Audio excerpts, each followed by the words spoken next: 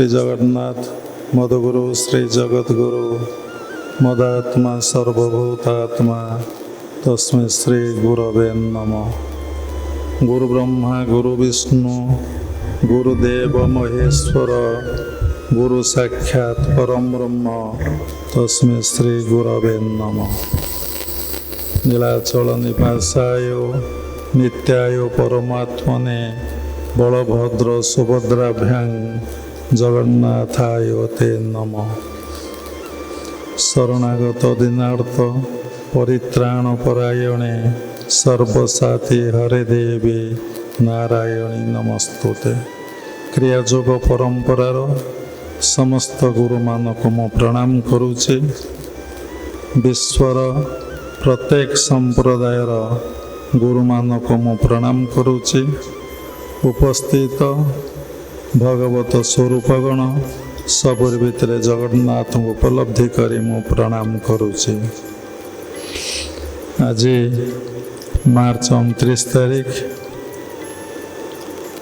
2026 मसीहा रविवार। प्रत्येक रविवार सत्संग करा जाउछि। आमे समस्ते दीक्षा गुरु ग्रहण करिछे। किए जीवन रे दीक्षा गुरु ग्रहण करिछि, किए जीवन रे दीक्षा गुरु ग्रहण करि नांती। कौन पाई आमे दीक्षा गुरु ग्रहण करिछे? दीक्षा गुरु ग्रहण करिवार आवश्यकता कौन? आमे जो मौलिक लक्ष्य नहीं दीक्षा गुरु ग्रहण करथिले से लक्ष्यटा आमर स्थिर अछि तो जदि से लक्ष्यटा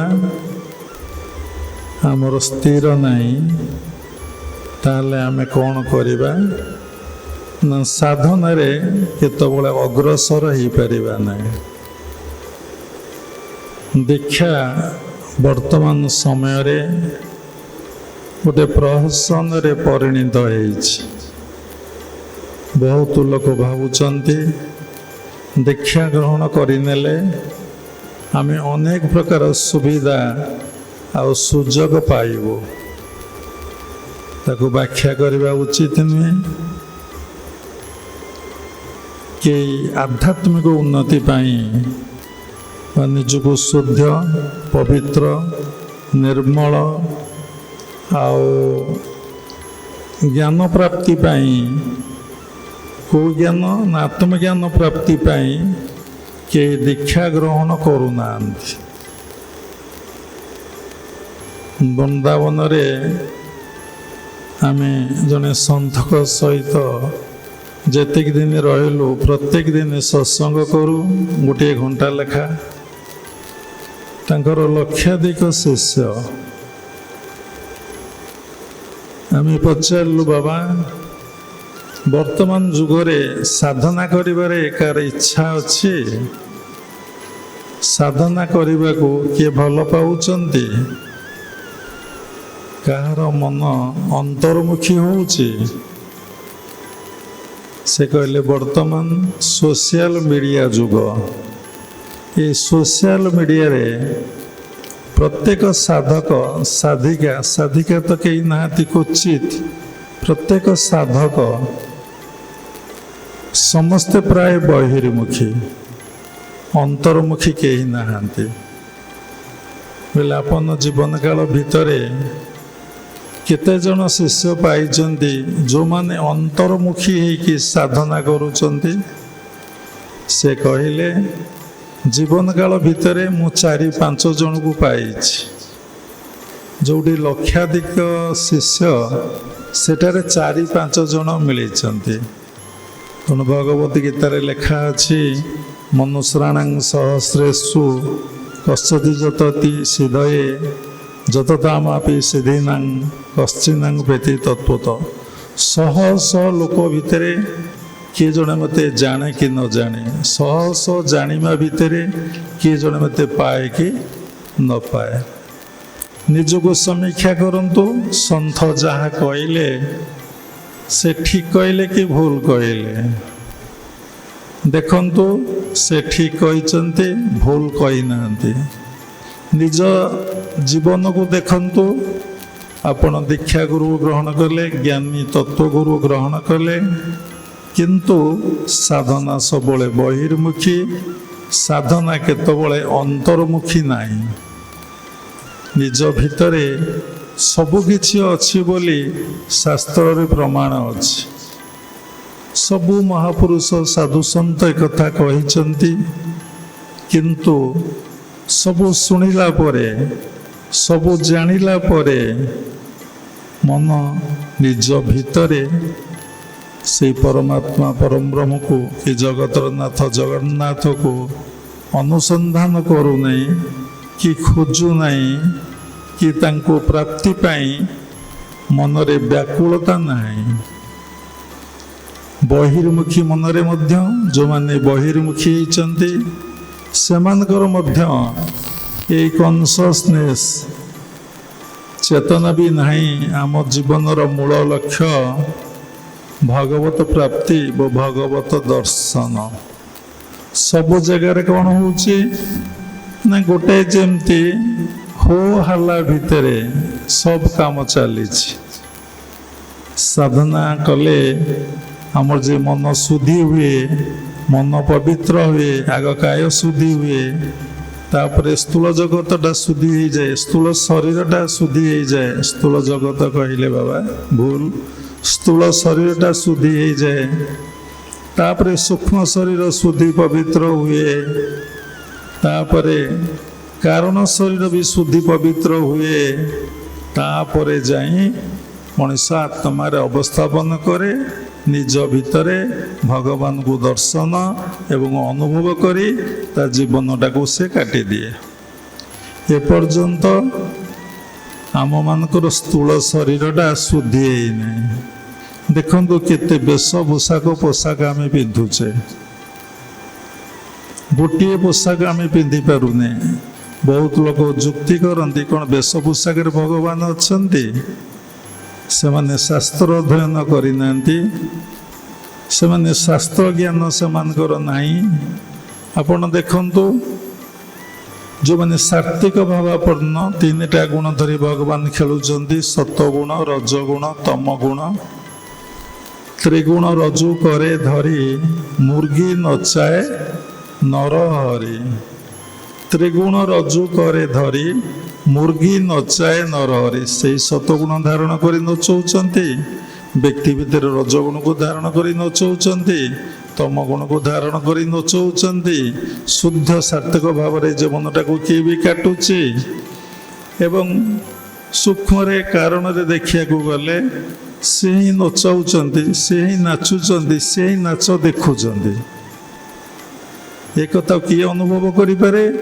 ନା ଯିଏ ତାଙ୍କୁ ପ୍ରତ୍ୟକ୍ଷ କରିଛି, ଯିଏ ତାଙ୍କୁ ଅନୁଭବ କରିଛି, ସେ ଦେଖେ ସେଇ ନାଚୁଛନ୍ତି, ସେଇ ନଚାଉଛନ୍ତି, ସେଇ ମଧ୍ୟ ନାଚ ଦେଖୁଛନ୍ତି।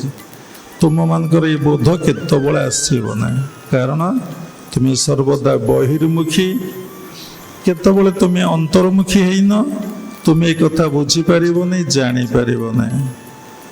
ଯଦି ବାହାରେ କେଉଁଠି ଭଗବାନ ମିଳିଯାଉଥାନ୍ତେ, ଭଗବାନ ତ ସର୍ବତ୍ର ବିଦ୍ୟମାନ, କେଉଁଠି ସେ ନାହାନ୍ତି।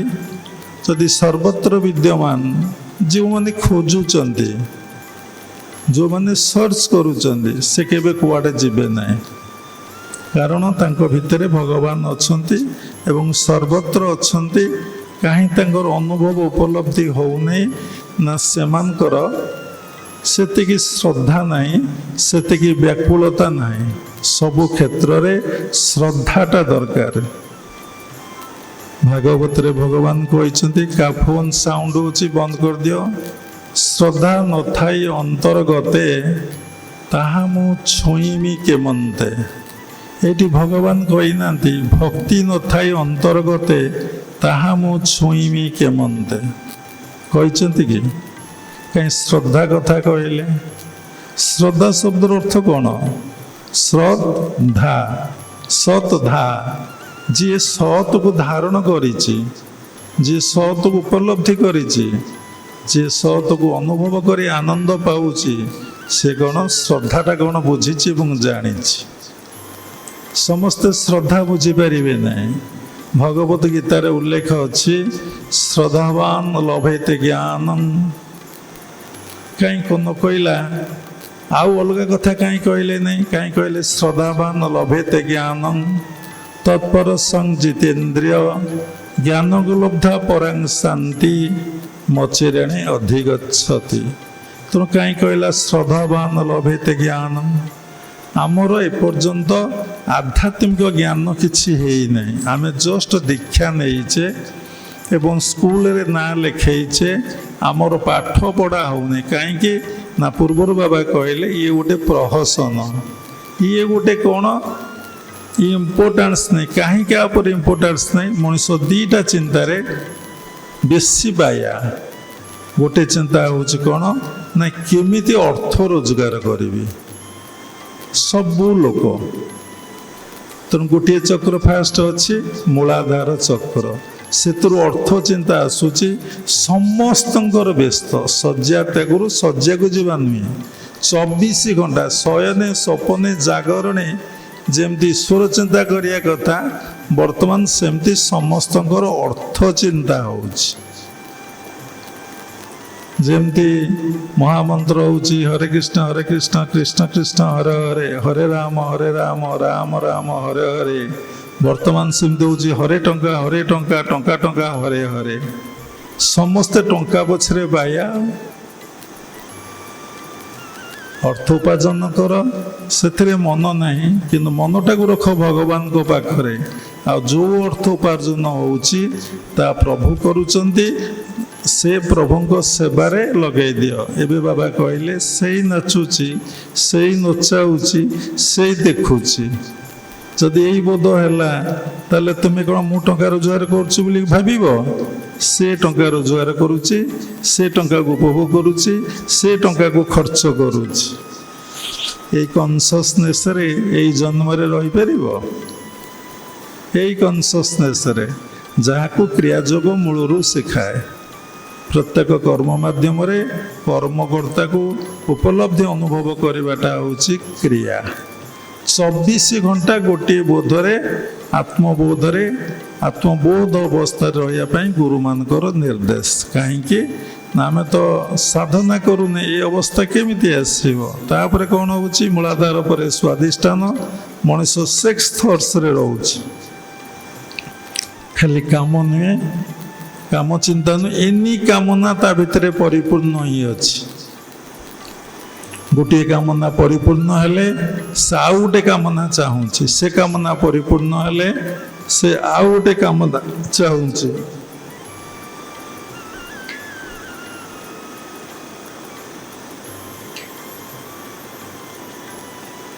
ମଣିଷ କେତେବେଳେ ତୃପ୍ତ ନୁହେଁ, ମଣିଷ କେତେବେଳେ ସନ୍ତୁଷ୍ଟ ନୁହେଁ, ମଣିଷ କେତେବେଳେ ପରିପୂର୍ଣ୍ଣ ନୁହେଁ। ମଣିଷ ମଧ୍ୟ ତୃପ୍ତ, ମଣିଷ ମଧ୍ୟ ସନ୍ତୁଷ୍ଟ, ମଣିଷ ମଧ୍ୟ ପରିପୂର୍ଣ୍ଣ। କେମିତି ନା ତାଙ୍କ ପାଖରେ ଯିଏ 24 ଘଣ୍ଟା ମନକୁ ରଖିବ, ସେ ତୃପ୍ତ, ପରିତୃପ୍ତ, ଶାନ୍ତ, ଆଉ କ'ଣ ପରିପୂର୍ଣ୍ଣ। ତେଣୁ ଭଗବତ ଗୀତାରେ ଗୋଟେ ବାଣୀ ଲେଖା ଅଛି, ଗୋଟେ କଥା ଲେଖା ଅଛି, କ'ଣ ନା ସନ୍ତୁଷ୍ଟ ସତତଂ ଯୋଗୀ। ଯିଏ ତାଙ୍କ ସହିତ ମିଳନ ହୁଏ, ତାଙ୍କ ସହିତ ସବୁବେଳେ ଯୋଗଯୁକ୍ତ ଅବସ୍ଥାରେ ଥାଏ, ସେ ସର୍ବଦା ସନ୍ତୁଷ୍ଟ। ଦେଖ ତୁମେ ସନ୍ତୁଷ୍ଟ କି ଅସନ୍ତୁଷ୍ଟ? ତୁମେ ଦେଖ ତୁମେ ସବୁବେଳେ ଅସନ୍ତୁଷ୍ଟ। କାହିଁକି? ତମ ମନ ଏଇ ମୂଳାଧାରରେ ଅଛି, ସ୍ୱାଧିଷ୍ଠାନରେ ଅଛି। ତୁମେ ସବୁବେଳେ ଉପରକୁ ଯାଇପାରୁନ, ସବୁବେଳେ ଅସନ୍ତୁଷ୍ଟ। ତୁମେ ଏଠାକୁ ଆସିଥିଲ କେଉଁଠୁ? ନା ପରମ ପିତା ପରମ ବ୍ରହ୍ମଙ୍କ ପାଖରୁ। କେଉଁଠି ରହିଛ? ନା ତାଙ୍କରି କୋଳରେ ରହିଛ। ପୁଣି କେଉଁଠିକି ଯିବ? ନା ତାଙ୍କରି ପାଖକୁ ଯିବ। ଯେଉଁଠୁ ଆସିଥିଲ ସେଇଠିକି ଯିବ। ଯେମିତି ଘରକୁ ଯାଉଛ, ପୁଣି ଘରକୁ ଫେରି ଆସୁଛ, ଯେ ଯେଉଁଠି ଘର କରିଅଛି, ଆମ ଘର ହେଉଛି ସେଇଠି। ସେଥିଲାଗି ବିବେକାନନ୍ଦ ସବୁବେଳେ ବୋଲୁଥିଲେ କ'ଣ ରାମକୃଷ୍ଣ ପାଖରେ, ମନ ଚାଲ ନିଜ ନିକେତନେ ସଂସାର ବିଦେଶେ ବିଦେଶୀର ବେଶେ ଭ୍ରମ କିମ୍ବା ଅକାରଣେ। ସଂସାର ବିଦେଶ ବିଦେଶୀର ବେଶେ ମେ ଅକାରଣେ ଆମେ ଭ୍ରମୁଛେ। ଯେତେ ଶୁଣନ୍ତୁ, ଯେତେ ବି ବହି ପଢ଼ିକି କୁହନ୍ତୁ, କିନ୍ତୁ ଦେଖିବେ ଆପଣ ଯେଉଁଠି ସେଇଠି। କାହିଁକି ନା ମନରୁ କାମନା ବାସନା ନ ଯିବା ପର୍ଯ୍ୟନ୍ତ, ବାସନା ଆଉ କାମନା ନ ଯିବା ପର୍ଯ୍ୟନ୍ତ ମନ ରହିଛି। ଯେତେବେଳେ ବାସନା ଆଉ କାମନା ମନରୁ ଯିବ, ଯେତେବେଳେ ବାସନା କାମନା ଯିବ, ସେତେବେଳେ ମନ ବୋଲି ଗୋଟେ ଆଉ କିଛି ରହିବ ନାହିଁ। ଏ କଥା ବୁଝିବା ଭାରି ଡିଫିକଲ୍ଟ। ସେଇଭଳି ଯଦି କିଏ ଗ୍ରେଟ୍ ସାଧକ ହେଇଥିବ ସେ କଥାକୁ ବୁଝିପାରିବ। କାରଣ ବାସନା କାମନା ଯଦି ଚାଲିଗଲା, ମନଟା କେଉଁଠୁ ଆଇଲା? କାମନାରୁ ମନର ସୃଷ୍ଟି ନା। ମୁଁ ଏବେ ଆଶ୍ରମ ଯିବି, ବାସନା ଥିଲା, ତାପରେ ସେଟା କାମନାରେ ପରିଣତ ହେଲା। ଯେତେବେଳେ କାମନାଟା ପରିଣତ ହେଲା ୱାର୍କ କରିବାରେ, ସେ କାମ କରିବାରେ, ମନରେ ପରିଣତ ହେଇଗଲା। ତେଣୁ ବାସନା କାମନା ଏ ଦୁଇ ଡେଣା, ଯାହା ଲାଗି ପକ୍ଷୀ ଉଡ଼ି ବୁଲେ ସିନା। ତମେ ଆଜି ଉଡୁଛ, ବୁଲୁଛ, ଯାଉଛ, ଆସୁଛ କେବଳ ବାସନା କାମନା ଲାଗି। ଅଇରି ତ କଳପନା ଛେଦି ପକା ବେନି ଡେଣା। ଅଇରି ତୋ କଳପନା, ତୋର ଯେଉଁ ସଡ଼ ଅଇରି ଅଛି ତ କେମିତି ତୁ ନାଶ କରିବୁ? ଛେଦି ପକା ବେନି ଡେଣା, ଯେଉଁ ବାସନା କାମନା। ଶୂନ୍ୟରେ ବାଜୁଛି ବୀଣା ଶୁଣା ନାହିଁ କି? ଯେଉଁ ଶୂନ୍ୟରେ ବାଜୁଛି ତେତେ ଶୁଣା ନାହିଁ କି? ଦେଖୁନାହାନ୍ତି ପୁଅର ବର୍ତ୍ତଘର ଡିଜି ବଜେଇକି ନାଚୁଛନ୍ତି। କି ଭ୍ରଷ୍ଟାଚାର ଦୁନିଆ, କି ବିଶୃଙ୍ଖଳିତ ଦୁନିଆ। ସେଥିରେ କେତେ ପଇସା ଖର୍ଚ୍ଚ ହେଉଛି। ଗୋଟେ କାମ ଅଯଥାରେ ସେମାନେ ଖର୍ଚ୍ଚ କରୁଛନ୍ତି। ଏବେ ଦେଖନ୍ତୁ, ସମସ୍ତେ କେହି ମିତବେଇ ନାହାନ୍ତି, କେହି ଜଣେ ମିତବେଇ ନାହାନ୍ତି। ତାଙ୍କ ଝୁଅ ବାହାଘର ହେଇଛି, ଏଇ ଭୋଜି ହେଇଛି, ତାଙ୍କର 30 ପ୍ରକାର, ଆମର 32 ପ୍ରକାର କରିବା। ଦେଖୁନାହାନ୍ତି କି ମାନେ ପାଗଳାମି। ଖାଲି ପ୍ରସାଦ ଡାଲମା ଟିକେ ଭଲ ଲାଗି କରିଦେଲେ କ'ଣ ଭୋଜି ହବ ନାହିଁ? ସେ କ'ଣ ମୋତେ କହିବେ, ଏବେ ତମ ଠିକ୍ ଅଛି, ତମ ବାହାଘରରେ 32 ପ୍ରକାର କରିଥିଲ, ତମକୁ କ'ଣ କହିଲେ? ତମ ଗୋଟେ କେଉଁ ଷ୍ଟାମ୍ପ ବାଜିଛି, କେଉଁ ମୋହର ବାଜିଛି ଯେ ତମ ଗୋଟେ ଭଲ ମଣିଷ କହିଛନ୍ତି କି? କହିଛନ୍ତି? ତମ ଚରିତ୍ର, ତମର ଗୁଣ, ତମର କର୍ମ, ତମ ଭାଷା ଯଦି ଶୁଦ୍ଧି ନଥିବ, ତୁମେ ଯେତେ ଖାଇବାକୁ ପିଇବାକୁ ଦିଅ, ଯେତେ ଟଙ୍କା ଦିଅ, ସମସ୍ତଙ୍କୁ ଡ୍ରେସ୍ ଦିଅ, ତମକୁ କେହି ଭଲ କହିବେନି। କ'ଣ? ଏଇଟା ହେଉଛି ମଣିଷର ଅହଙ୍କାର ଆଉ ଅଜ୍ଞାନତା। ଭାତ ପ୍ରସାଦ ଡାଲମାରେ କ'ଣ ଚଳିବ ନାହିଁ? କେଉଁ ଲେଖା ହେଇଥିଲା? ଯେତେବେଳେ ଆପଣ ଫେରିଯିବେ 500 ବର୍ଷ ପୂର୍ବକୁ, ସେତେବେଳେ କ'ଣ ଏଇ ଆଇଟମ୍ ହେଉଥିଲା? ସେ ଲୋକମାନେ ଖରାପ ଥିଲେ, ତୁମେ ଏବେ ସବୁ ଭଲ ହେଇଯାଇଛ ନା? କ'ଣ କହିବି? ନନଭେଜ୍ ନ କଲେ ଆମର ଇଜ୍ଜତ ରହିବ, ଆମର ମୁଣ୍ଡ ରହିବ, ଆମ ଲୋକ ଛି ଛି କହିବେ। ଦେଖନ୍ତୁ ଲୋକମାନେ ଏବେ କେତେ ପଇସା ଅଯଥାରେ ଖର୍ଚ୍ଚ କରୁ। ବାବା ସତ୍ସଙ୍ଗରେ କଥା କାହିଁ କହୁଛନ୍ତି? ଏ ଜେନେରାଲ କଥା ତ ଆପଣମାନେ ଜାଣିନାହାନ୍ତି। ଆପଣ କ'ଣ ସାଧନା କରିବେ? ତାପରେ ଦେଖନ୍ତୁ କିନ୍ତୁ ମଣିପୁର ଚକ୍ର କଥା ବାବା ଇନଡାଇରେକ୍ଟ କହିଲେ। କ'ଣ ନା ଖାଇବା ପିଇବାରେ ଆମର କେତେ ହେଭି ଏକ୍ସପେଣ୍ଡିଚର ହେଉଛି, ଯେଉଁଟାକି ଅନନେସେସରି, ପୁଣି ସ୍ୱାସ୍ଥ୍ୟ ପାଇଁ ଆମର ହେଉଛି କ'ଣ ବହୁତ ଖରାପ। 100କୁ 100 ଖରାପ। ବଡି ସେଗୁଡ଼ାକ କିଛି ଚାହେଁ ନାହିଁ। ଆପଣ ପେଟ, ଯେଉଁ ଶରୀର ଭିତରେ ଯେଉଁ ଲଙ୍ଗସ୍ ରହିଛି, ଯେଉଁ ହାର୍ଟ ରହିଛି, ଯେଉଁ ଷ୍ଟୋମାକ୍ ରହିଛି, ଯେଉଁ କିଡନୀ ରହିଛି, ଯେଉଁ ସ୍ମଲ୍ ଇଣ୍ଟେଷ୍ଟାଇନ୍, ଲାର୍ଜ ଇଣ୍ଟେଷ୍ଟାଇନ୍ ରହିଛି, ପାନକ୍ରିଆସ୍ ରହିଛି, ସେସବୁ କିଛି ମାନେ ଏସବୁ ଜିନିଷ କିଛି ଚାହାନ୍ତି ନାହିଁ। ସିଝା ଖାଇଲେ କ'ଣ ତାକୁ ଆମେ ସିଝି ଦେଲେ ସନ୍ତୁଳା କହୁଛି। ସାଧୁକୁ ଜଣେ ଖାଇବାକୁ ଦେଲେ, କହିଲେ ବାବା ମୁଁ ଏଇଟା କିଛି ଖାଏ ନାହିଁ, ମୁଁ କେବଳ ସିଝା ଖାଏ, ମୋତେ ସିଝା କରିଦେଲେ ମୁଁ ସନ୍ତୁଷ୍ଟ ହେବି। ସେ ସିଝା କରିଦେଲେ, ସେ ସନ୍ତୁଷ୍ଟ ହେବାରୁ ତା ନାଁ ହେଲା ସନ୍ତୁଳା। ଜାଣିଛନ୍ତି କଥା? ସେ ସିଝା ଖାଇ ସନ୍ତୁଷ୍ଟ ହେବାରୁ ତା ନାଁ ହେଲା ସନ୍ତୁଳା। ତେଣୁ ସିଝା ଖାଅ, ଦେଖ ତମ ଦେହ ମନ କେତେ ଶୁଦ୍ଧି ଏବଂ ପବିତ୍ର ହେଉଛି। ତାପରେ ମଣିଷ ଏସବୁ କାହିଁକି କରୁଛି? କାହିଁକି ଅର୍ଥ ଉପାର୍ଜନ କରୁଛି? କାହିଁକି ଯୌନ ସୁଖ ସବୁ କାମନାକୁ ଭୋଗ କରୁଛି? କାହିଁକି ଖାଦ୍ୟ ପାନୀୟ କରି ବାହା ନେବାକୁ ସେ ବସୁଛି? ତା ମୂଳରେ ଗୋଟିଏ କାରଣ, ତାର ଅହଙ୍କାର ରହିଛି। ଏଠି କେଉଁ ସେଣ୍ଟରର କାମ? ନା ବିଶୁଦ୍ଧ ଅନାହତ ଚକ୍ରର କାମ।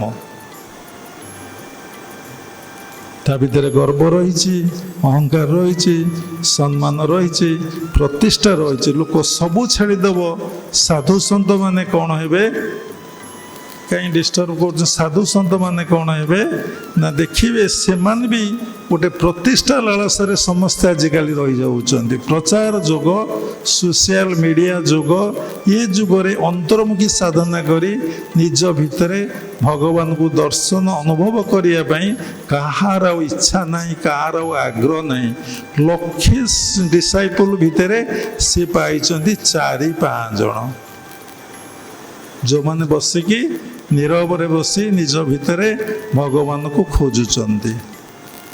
କାହିଁକି ଭଗବାନଙ୍କୁ ଲୁଚିଛନ୍ତି କି?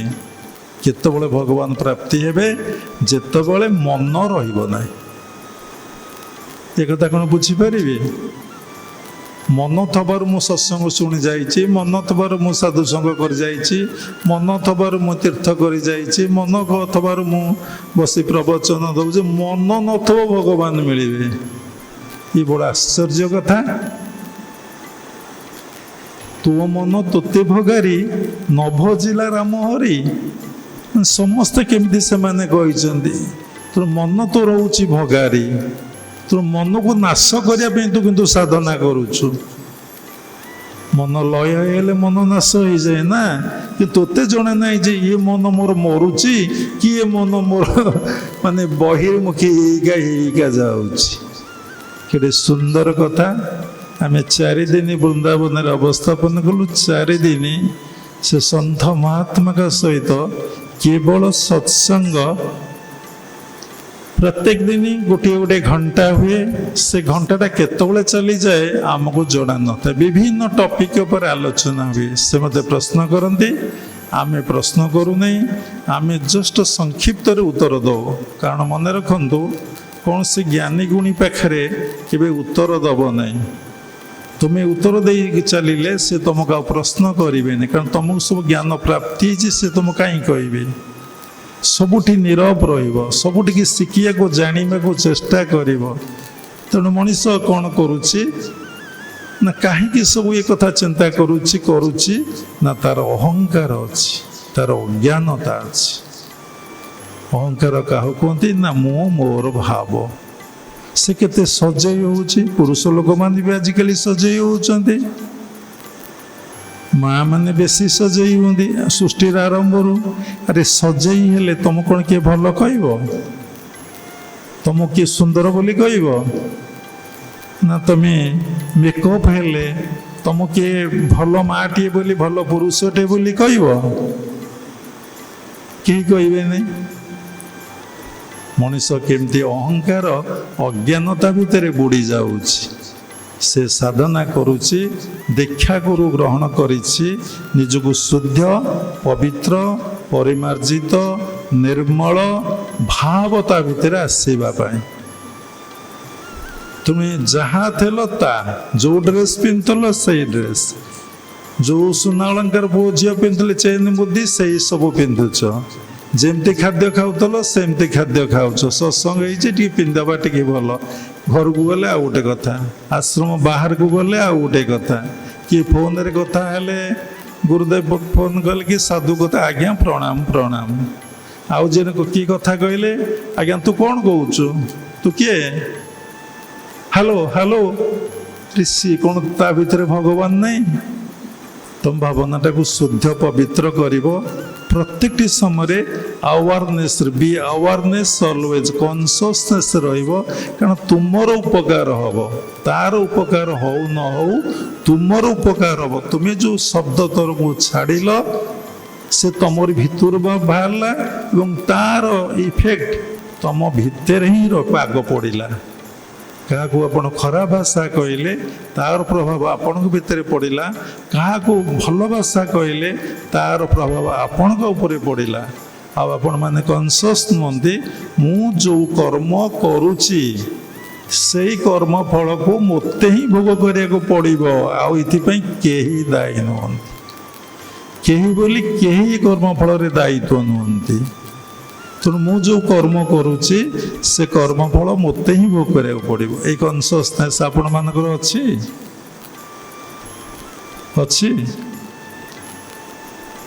ଯଦି ଥାଆନ୍ତା ତାହେଲେ ମିଛ କେମିତି କହୁଛନ୍ତି, ପରନିନ୍ଦା ପରଚର୍ଚ୍ଚା କେମିତି କରୁଛନ୍ତି, ଅଲଗା ଲୋକକୁ ବିରୋଧ କେମିତି କରୁଛନ୍ତି, ନିନ୍ଦା କେମିତି କରୁଛନ୍ତି, ସମାଲୋଚନା କେମିତି କରୁଛନ୍ତି, ଧ୍ୟାନ ନ କରି ଶୋଉଛନ୍ତି, ଯାହା ପାଉଛନ୍ତି ତାହା ଖାଇ ଦେଉଛନ୍ତି, ଯେମିତି ପାରୁଛନ୍ତି ସେମିତି ବସି ଯାଉଛନ୍ତି, ଯେମିତି ପାରୁଛନ୍ତି ସେମିତି ଶୋଇ ଯାଉଛନ୍ତି। ସବୁଥର ଗୋଟେ ନୀତି ନିୟମ ଶୃଙ୍ଖଳା ଅଛି ନା। ଆଉ କେମିତି ଶୋଇବେ, ହାଉ ଟୁ ସ୍ଲିପ୍ ତା ଲେଖା ହେଇଛି ଶାସ୍ତ୍ରରେ, ହାଉ ଟୁ ସିଟ୍ ତା ଶାସ୍ତ୍ରରେ ଲେଖା ଅଛି। ଭଗବତ ଗୀତାର 2ୟ ଚାପ୍ଟରରେ ଗୁରୁଦେବ ସବୁବେଳେ କହୁଥିଲେ କେମିତି କଥା କହିବେ, ହାଉ ଟୁ ଟକ୍ ସେଇଟା ବି ଶାସ୍ତ୍ରରେ ଲେଖା ଅଛି। କିନ୍ତୁ ଏଗୁଡ଼ାକ ଆମର କିଛି ଶିଖିବାକୁ ଜାଣିବାକୁ ଇଚ୍ଛା ନାହିଁ, କାରଣ ଆମେ ଗୋଟେ man is a rational animal. ମଣିଷ ଗୋଟେ ଚିନ୍ତାଶୀଳ ପଶୁ। ପଶୁର ଚିନ୍ତା ନଥାଏ ନା, ସକାଳେ କ'ଣ ଖାଇଛି, ମଧ୍ୟାହ୍ନରେ ଖାଇବି ନା ରାତିରେ ଖାଇବି, ବର୍ଷା ହେଲାଣି ଘର କରି ରହିବି, ଶୀତ ହେଲାଣି ଘୋରି ହେବି, ଗରମ ହେଉଛି ଏସି ଲଗେଇବି, ନା ପଇସା ବ୍ୟାଙ୍କ ବାଲାନ୍ସ କରିବି। ତାଙ୍କୁ ଭଗବାନ ଯେମିତି ଗଢ଼ିଛନ୍ତି ପ୍ରକୃତିର ନିୟମ ଅନୁସାରେ ସେ କେତେଟା କଥା ମାନୁଛନ୍ତି ସ୍ୱାଭାବିକ। ସେ କିନ୍ତୁ ଜାଣନ୍ତିନି ମୈଥୁନ ହେବାଟା ସ୍ୱାଭାବିକ, ପିଲା ଜନ୍ମ କରିବାଟା ତାଙ୍କର ସ୍ୱାଭାବିକ, ପିଲାଙ୍କୁ କିଛି ଦିନ ଲାଳନ ପାଳନ କରିବେ ସେଇଟା ସ୍ୱାଭାବିକ। କିନ୍ତୁ ଏଇ କଥା ମନୁଷ୍ୟ ପାଖରେ ନାହିଁ। ବାବା ଏ କଥା ସବୁ କହିଛନ୍ତି, କାରଣ ମଣିଷ ଏତେ ଅସହାୟ ଯେ ମାନେ କନସିଭ୍ ଠାରୁ ମେଡ଼ିକାଲ ଦେଖେଇ ଦେଖି ମରିବା ପର୍ଯ୍ୟନ୍ତ ତାର ମେଡ଼ିକାଲ ଦେଖା ସରିବ ନାହିଁ। ମେଡ଼ିକାଲ ଦେଖା ସରିବ ନାହିଁ। ଯେତିକି ଔଷଧ ପାଖରେ ସେତିକି ଖାଦ୍ୟ ନାହିଁ ବର୍ତ୍ତମାନ ପାଖରେ। କାହିଁକି ନା ଆମ ଭିତରେ ସଂଯମ ଜୀବନଯାପନ ନାହିଁ। ଆଜି ବାବାଙ୍କ ଦେହ ଖରାପ ହେଲା, ତା ମୂଳରେ କାରଣ ଅଛି। ଠିକ୍ ଟାଇମ୍ରେ ଖାଇବା ନାହିଁ, ଠିକ୍ ଟାଇମ୍ରେ ଶୋଇବା ନାହିଁ, ଏବଂ ଠିକ୍ ଟାଇମ୍ରେ ରେଷ୍ଟ ନେବାର ନାହିଁ। ଦେହଟା ଗୋଟେ ମେସିନ୍ ଚାଲୁଛି ନା, ତାକୁ କ'ଣ ତୁମେ ନିର୍ଯାତିତ କରିବା ପାଇଁ ତୁମେ ଜନ୍ମ ହେଇଥିଲ? ତୁମେ ଦେହ ଭିତରେ ଅଛ ନା। ଦେହ ଥିଲେ ତୁମେ ସବୁକିଛି ପାଇବ। ଏ ଦେହ ଥିଲେ ସର୍ବ ପାଇ ଜଳେ ଯେସନେ ଚନ୍ଦ୍ର ଛାଇ। ଏ ଦେହ ଥିଲେ ତୁମେ ସବୁ ପାଇବ। ଏ ଦେହଟାକୁ ନଷ୍ଟ କେମିତି କରୁଛ? ତାକୁ ଯାହା ପାରୁଛ ତାହା ଦେଇ ଦେଉଛ, ଏବଂ ଦେହରେ ସଜେଇ ହେଉଛ, ଦେହର ଯତ୍ନ ନେଉନ, ଅଯତ୍ନ ନେଉଛ। ତୁମେ ଯାହାକୁ ଭାବୁଛ ଯତ୍ନ, ସେଇଟା ଯତ୍ନ ନୁହେଁ, ସେଇଟା ଅଯତ୍ନ ତମ ଦେହର ହେଉଛି। ତୁମେ ଭାବୁଛ ଭଲକି ଟିକେ କ୍ରିମ୍ ଲଗେଇଦେବି, ଭଲକି ଟିକେ କ'ଣ ଆଜିକାଲି ବାହାରିଛି ମୋତେ ଜଣା ନାହିଁ, ତାକୁ ଟିକେ ସବୁ ମେକଅପ୍ ହେଇ ପଡ଼ିବି, ମୋ ଦେହକୁ ମୁଁ ତାଦ୍ୱାରା ସ୍କିନ୍ ଉପରେ କେତେ ଯେ ବ୍ୟାଡ୍ ଇଫେକ୍ଟ ପଡ଼ୁଛି ତୁମକୁ ଆଉ ଜଣା ନାହିଁ। କାରଣ ଏ ବିଷୟରେ ଦୀକ୍ଷା ଗ୍ରହଣ କରିଛ ତୁମେ ଜଣେ ଆଧ୍ୟାତ୍ମିକ ପଥର ଯାତ୍ରୀ ହେବା ପାଇଁ। ତୁମେ ଦୀକ୍ଷା ଗ୍ରହଣ କରିନ ଯାହା ମନ ତା ଜୀବନଟାକୁ କାଟିଦେବା ପାଇଁ, ଅତିବାହିତ କରିବା ପାଇଁ। ସେଥିଲାଗି ସନ୍ଥ କହିଲେ ଲକ୍ଷେ ଲୋକ ଭିତରେ, ସାଧକ ଭିତରେ ମୋର 4-5 ଜଣ। ବାବାଙ୍କର 400-500 ଡିସାଇପୁଲ ହେବେ ନାହିଁ, ସେ ପୁଣି କେତେ କୁଆଡ଼େ ଚାଲିଗଲେଣି, 100 କି 120-130 ଜଣ ଆଉଛନ୍ତି। ସେଥିରେ ବାବା ପୁଣି ପାଇବେ କାହାକୁ? କି ଅସମ୍ଭବ କଥା। କହିଲେ ସେମାନେ ଅନ୍ତର୍ମୁଖୀ ସାଧନା କରୁଛନ୍ତି, ତାଙ୍କର ସେ ଅବସ୍ଥା ହେଇଛି ବୋଲି ସେ କହିଲେନି, ଅନ୍ତର୍ମୁଖୀ ହେଇକି ସେମାନେ ସାଧନା କରୁଛନ୍ତି। ତେଣୁ ଗୁରୁଦେବ ଥରେ କଥା ପ୍ରସଙ୍ଗରେ କହିଲେ ମୂଳାଧାର ଚକ୍ରର ବୃତ୍ତି ଆପଣମାନେ ଜାଣିଛନ୍ତି, ସ୍ୱାଧିଷ୍ଠାନ ଚକ୍ରର ବୃତ୍ତିମାନେ ଆପଣମାନେ ଜାଣିଛନ୍ତି, ମଣିପୁର ଚକ୍ରର ବୃତ୍ତିମାନେ ଆପଣ ଜାଣିଛନ୍ତି, ଅନାହତ ଚକ୍ରର ବୃତ୍ତି ମାନେ ଆପଣ ଜାଣିଛନ୍ତି, ବିଶୁଦ୍ଧ ଚକ୍ରର ବୃତ୍ତି ମାନେ ବି ଆପଣ ଜାଣିଛନ୍ତି। ପ୍ରାୟ କେହି ଜାଣିନଥିବେ, ଯେଉଁମାନେ ଟିକେ ରିସର୍ଚ୍ଚ ମାଇଣ୍ଡ ଟିକେ ଜାଣିଥିବେ ଆଜ୍ଞା ଚକ୍ରର ବୃତ୍ତି ଆପଣ ଜାଣିଛନ୍ତି। କୌଣସି ଚକ୍ରର ବୃତ୍ତିକୁ ଆପଣ ନିୟନ୍ତ୍ରଣ କରିବା ଏତେ ସହଜ ଆଉ ସମ୍ଭବପର ନୁହେଁ। ଦେଖୁନାହାନ୍ତି, ଯଦି ନିୟନ୍ତ୍ରଣ କରିଥାନ୍ତେ ଶହ ଶହ ଜନ୍ମ ପୂର୍ବରୁ ଆପଣ ଆଇଛନ୍ତି। କାରଣ ଭଗବତ ଗୀତାରେ ଗୋଟିଏ ବାଣୀ, ଜାତ ସଇଁ ଧ୍ରୁବ ମୃତ୍ୟୁ ଧ୍ରୁବଂ ଜନ୍ମ ମୃତ୍ୟୁଶ୍ଚ। ଜନ୍ମ ହେଲେ ମୃତ୍ୟୁ ନିଶ୍ଚିନ୍ତ, ମୃତ୍ୟୁ ହେଲେ ଜନ୍ମ ମଧ୍ୟ ନିଶ୍ଚିନ୍ତ। ଆଜି ଏତେ ଶାସ୍ତ୍ରର କଥା କାହିଁ ମନେ ପଡ଼ୁଛି? ଦେହ ଅସୁସ୍ଥ, ତଥାପି ଏତେ ଶାସ୍ତ୍ର କଥା ମୋର ମନେ ପଡ଼ୁଛି। ତେଣୁ ସମୀକ୍ଷା କରି ଦେଖନ୍ତୁ, ନିଜ ଜୀବନକୁ ଆନାଲିସିସ୍ କରି ଦେଖନ୍ତୁ। ମୁଁ ଯଦି ଜନ୍ମ ଜନ୍ମାନ୍ତରେ ବୃତ୍ତିକି ଛାଡ଼ିକି ଆସିଥିଲି, ପୁଣି ବାହା ହେଲି କେମିତି, ମୈଥୁନ କେମିତି କଲି? ତେଣୁ ମୁଁ ଏ ବୃତ୍ତିକି ଛାଡ଼ି ନାହିଁ, ସେ ଅଭ୍ୟାସଟା ମୋ ଭିତରେ ଅଛି। ଆରେ ସେ ଅଭ୍ୟାସଟା ନାହିଁ କି? ମୁଁ ଟଙ୍କା ରୋଜଗାର କରୁଥିଲି, ପୁଣି ଏବେ ଟଙ୍କା ରୋଜଗାର କଲି, ସେ ଅଭ୍ୟାସଟା ବି ମୋ ଭିତରେ ଅଛି। ମୁଁ ରାଗୁଥିଲି, ଏବେ ବି ରାଗୁଛି, ସେ ଅଭ୍ୟାସଟା ମୋ ଭିତରେ ଅଛି। ପରନିନ୍ଦା ପରଚର୍ଚ୍ଚା କରୁଥିଲି, ଏବେ ପରନିନ୍ଦା ପରଚର୍ଚ୍ଚା କରୁଛି, ସେ ବୃତ୍ତିଟା ବି ମୋ ଭିତରେ ଅଛି। ସମସ୍ତ ଧନକୁ ଇନଡାଇରେକ୍ଟ ଅପହରଣ କରୁଥିଲି, ସେ ବୃତ୍ତିଟା ମଧ୍ୟ ମୋ ଭିତରେ ଅଛି। କେତେ ତତ୍ତ୍ୱଜ୍ଞାନ କଥା, ସୁନ୍ଦର କଥା। ସେଥିଲାଗି ଶାସ୍ତ୍ର ଲେଖା ଅଛି କ'ଣ ନା, ଜିଗୁରୁ ତତ୍ତ୍ୱରେ ଗୋଚର ଶିର ମଣ୍ଡିବ ତା ପୟର।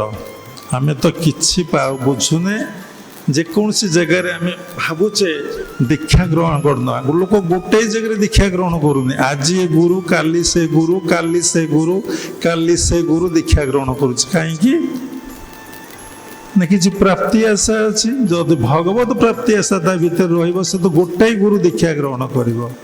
ଭାଗବତର ଗୋଟେ ପଦ, ସୁକର୍ମେ ସାଧୁ ସଙ୍ଗ ପାଇ କୁକର୍ମେ ଅସାଧୁ ମିଳଇ ପୂର୍ବ ବିପାକ କର୍ମ ଫଳେ ଅସାଧୁ ସଙ୍ଗ ନିତ୍ୟ ମିଳେ। କ'ଣ ଏ କଥାରୁ ଶିଖିଲେ ନା, ସୁକର୍ମେ ସାଧୁ ସବାଇ, ଯିଏ ଭଲ କର୍ମ କରିକି ଆସିଛି ଜନ୍ମ ଜନ୍ମାନ୍ତରରେ, ସେ ପ୍ରକୃତ ଗୁରୁ ଏକାଥରକେ ପାଇଯିବ। ପୁଣି କାହାକୁ ଗୁରୁ କରିବ ନା, ଯେ ଗୁରୁ ଜାଣେ ବେଦ ତତ୍ତ୍ୱ, ନିର୍ଗୁଣ ଆତ୍ମଜ୍ଞାନୀ ରତ। ଯୋଉ ଗୁରୁ ବେଦ ତତ୍ତ୍ୱକୁ ବୁଝିଛି, ନିର୍ଗୁଣ ଆତ୍ମ, ନିର୍ଗୁଣ, ସେ ସଗୁଣ ନୁହେଁ। ଭାଗବତ କହୁଛି, ବାବା କହୁନାହାନ୍ତି। ଆତ୍ମଜ୍ଞାନେ ରତ, ସମଦରସୀ ନିଷ୍ଠା ପର, ତପ କଷଣ ସହେ ଧୀର, ନିରତେ ଥାଇ ପର ହିତେ, ଈଶ୍ୱର ମାୟା ଜାଣି ଚିତେ, ଏମନ୍ତ ଗୁରୁ ପାଦେ ଭଜି, ହିଂସା କପଟ ଦୂରେ ତେଜି। ଆମେ ତ ପାଇଲେନି, ଯୋଉଠି ଚାଲିଲେ ସେ ଗାଁକୁ ଆଇଛନ୍ତି ଦୀକ୍ଷା ଦେବାକୁ, ଆମେ ଦୀକ୍ଷା ନେଇ ଚାଲିଗଲେ କ'ଣ ଅଛି? ପ୍ରେୟାର କଲେ, ବନ୍ଦନା କଲେ, ଜପ କଲେ, ବାବା କ୍ରିଟିସାଇଜ କରୁନାହାନ୍ତି। ପ୍ରତ୍ୟେକ ସତ୍ୟ କିନ୍ତୁ ଉପସ୍ଥାପନ କଲେ ଆପଣ ଜାଣିବେ କେମିତି? ଆମ ଆଶ୍ରମକୁ ବହୁ ଲୋକ ଆଉଛନ୍ତି, ବାବା ଆମେ ଟିକେ ଦୀକ୍ଷା ନେବୁ। ଆମେ ବଡ଼ ଆଶ୍ଚର୍ଯ୍ୟ ହେଇଯାଉଛୁ, କ'ଣ ଦୀକ୍ଷା ବିଷୟ ଆଲୋଚନା ନାହିଁ, କଥା ନାହିଁ, କ୍ଲାସ୍ ନାହିଁ, ପାଠପଢ଼ା ନାହିଁ, ଇଏ କ'ଣ ଦୀକ୍ଷା ନେବାର କଥା କହୁଛନ୍ତି? ଏ କେଉଁ ଦୀକ୍ଷା କି? ଆଜିକାଲି ଏମିତି ମାନେ ଏମିତି ଅନେକ ଦୀକ୍ଷା ଆଜିକାଲି ଚାଲୁଛି। ସରସ୍ୱତୀ ଫୁଲ ଛିଞ୍ଚି, ଫୁଲରେ ପାଣି ଛିଞ୍ଚି ଦେଇ, ଏବଂ ବୃନ୍ଦାବନରେ ଆମେ ବି ଦେଖିଥିଲୁ, ସଞ୍ଜୟ ବାବା ମୋ ସହିତ ଯାଇଥିଲେ, ଗୋଟିଏ ମନ୍ତ୍ର ଓಂ ନମୋ ଭଗବତେ ବାସୁଦେବାୟ, କାହାକୁ ଛୁଆଁଛୁଇଁ ନାହିଁ, କିଛି ନାହିଁ। ବାବା ଦୀକ୍ଷା ହେଇଗଲା, ତମ ଘରକୁ ତମେ ଯାଅ। 100ଟା ଦୀପ ଆପଣ ଲଗେଇବେ, 100ଟାକ ଦୀପ ଲିଭିଯିବ। ଗୋଟିଏ ଦୀପ ଲଗାଅ, ସେ ଜଳିବ ଜଳିବ ଜଳିବ ରହିବ। ତେଣୁ ପ୍ରକୃତ ଆଧ୍ୟାତ୍ମ ଜଗତର ଜ୍ଞାନ କାହାର କିଛି କୋଉଠି ହେଇନି। ୟାକୁ ପଢ଼ିଛି ଭାଗବତ, ଯେ ଗୁରୁ ଜାଣେ ବେଦ ତତ୍ତ୍ୱ, ସେ ବେଦ ତ କରୁନାହାନ୍ତି, ପୁଣି ତତ୍ତ୍ୱଟା କ'ଣ ବୁଝିବ? ନିର୍ଗୁଣ ଆତ୍ମଜ୍ଞାନେ ରତ, ନିର୍ଗୁଣ ପୁଣି ଆତ୍ମଜ୍ଞାନର ସେ ଅଧିକାରୀ। ସମଦରସୀ ନିଷ୍ଠା ପର, ତପ କଷଣ ସହେ ଧୀର। ଯେତେ ତପ କଷଣ ଯାହା ସେ ସବୁ ଧୀର ସ୍ଥିରରେ ସହିଯାଉଥିବ। ନିରଦେ ଥାଇ ପରହିତେ, କାରଣ ସମସ୍ତ ପର ବୋଲି ଏଠି କିଛି ନାହିଁ। ଜଣେ ଆଧ୍ୟାତ୍ମିକ ଜଗତ ବ୍ୟକ୍ତି ପାଖରେ, ପ୍ରକୃତ ଆତ୍ମଜ୍ଞାନୀ ପାଖରେ ପର ବୋଲି କିଛି ନାହିଁ, ଆପଣା ବି କିଛି ନାହିଁ। ଆପଣାର ବି ନାହିଁ। ଯେହେତୁ ଆପଣାର ଆସିବ, ପର ଭାବଟି ଆସିବ। ଯଦି ପର ଭାବଟି ଆସିବ, ଆପଣା ଭାବ ଆସିବ। କେତେ ସୁନ୍ଦର କଥା।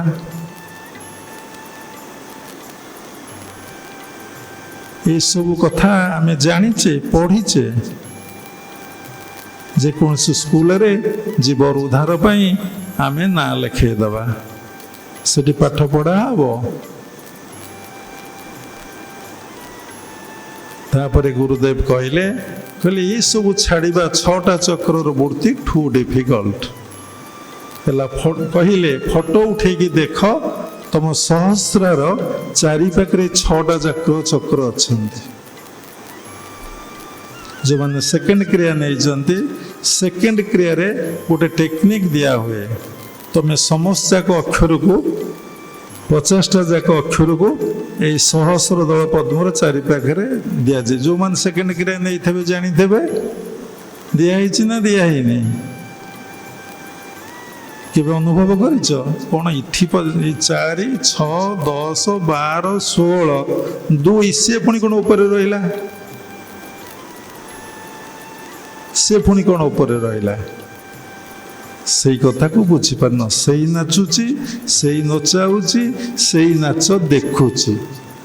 ସେଇ ନାଚୁଛି, ସେଇ ନଚାଉଛି, ସେଇ ନାଚ ଦେଖୁଛି। ଆପଣ ତ ଆମେ ଏ କଥା ଜାଣିଛୁ, ଜମା ଜାଣିନ।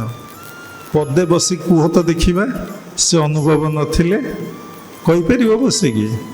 ଯେ କହିପାରୁ ସେ ବଡ଼ ନୁହେଁ, ଯେ କଲାବାଲା ହେଉଛି ବହୁତ ବଡ଼। ତମର ଅନୁଭବ ଅଛି? ଗୁରୁଦେବ କହିଲେ ଯିଏ ସହସ୍ରାରେ ମନକୁ ରଖିଦେଇ ପାରିବ, ଯିଏ ସେଇ ସହସ୍ରାରେ ମନକୁ ରଖିଦେଇ ପାରିବ, ତାର ସମସ୍ତ ଚକ୍ରର ବୃତ୍ତି ଗୁଡ଼ିକ ନିରୋଧ ହେଇଯିବ। ଯିଏ ସହସ୍ରାରେ ମନକୁ ରଖିଦେଇ ପାରିବ, ସବୁବେଳେ ତାର ସମସ୍ତ ଚକ୍ରର ବୃତ୍ତି ଗୁଡ଼ିକ ନିରୋଧ ହେଇଯିବ। ତେଣୁ ଭାବନ୍ତୁ କେତେ ସମୟ ଆପଣ ସହସ୍ରାରେ ପ୍ରତ୍ୟେକ ଚକ୍ରର ବୃତ୍ତି ସବୁ ସମୟରେ କାମ କରୁଛି। କେବଳ ସହସ୍ରାକୁ ଛାଡ଼ିଦେଲେ, ସହସ୍ର ତ କୌଣସି ବୃତ୍ତି ନାହିଁ, ସେଟା ଶୂନ୍ୟ, ମହାଶୂନ୍ୟ, ଶୂନ୍ୟ ନୁହେଁ। ବିଶୁଦ୍ଧ ହେଲା ଆକାଶ, ଆଜ୍ଞା ହେଲା ଶୂନ୍ୟ, ସହସ୍ର ହେଲା ମହାଶୂନ୍ୟ। ତେଣୁ ମହାଶୂନ୍ୟରେ ଯିଏ ମନକୁ ରଖିପାରିବ, ତେଣୁ ସମସ୍ତ ଚକ୍ରର ବୃତ୍ତି ଗୁଡ଼ିକୁ ସେ ନିୟନ୍ତ୍ରଣ କରିପାରିବ। ତାକୁ ଗୁରୁଦେବ ଇଂଲିଶରେ କହୁଥିଲେ always keep your attention on the top.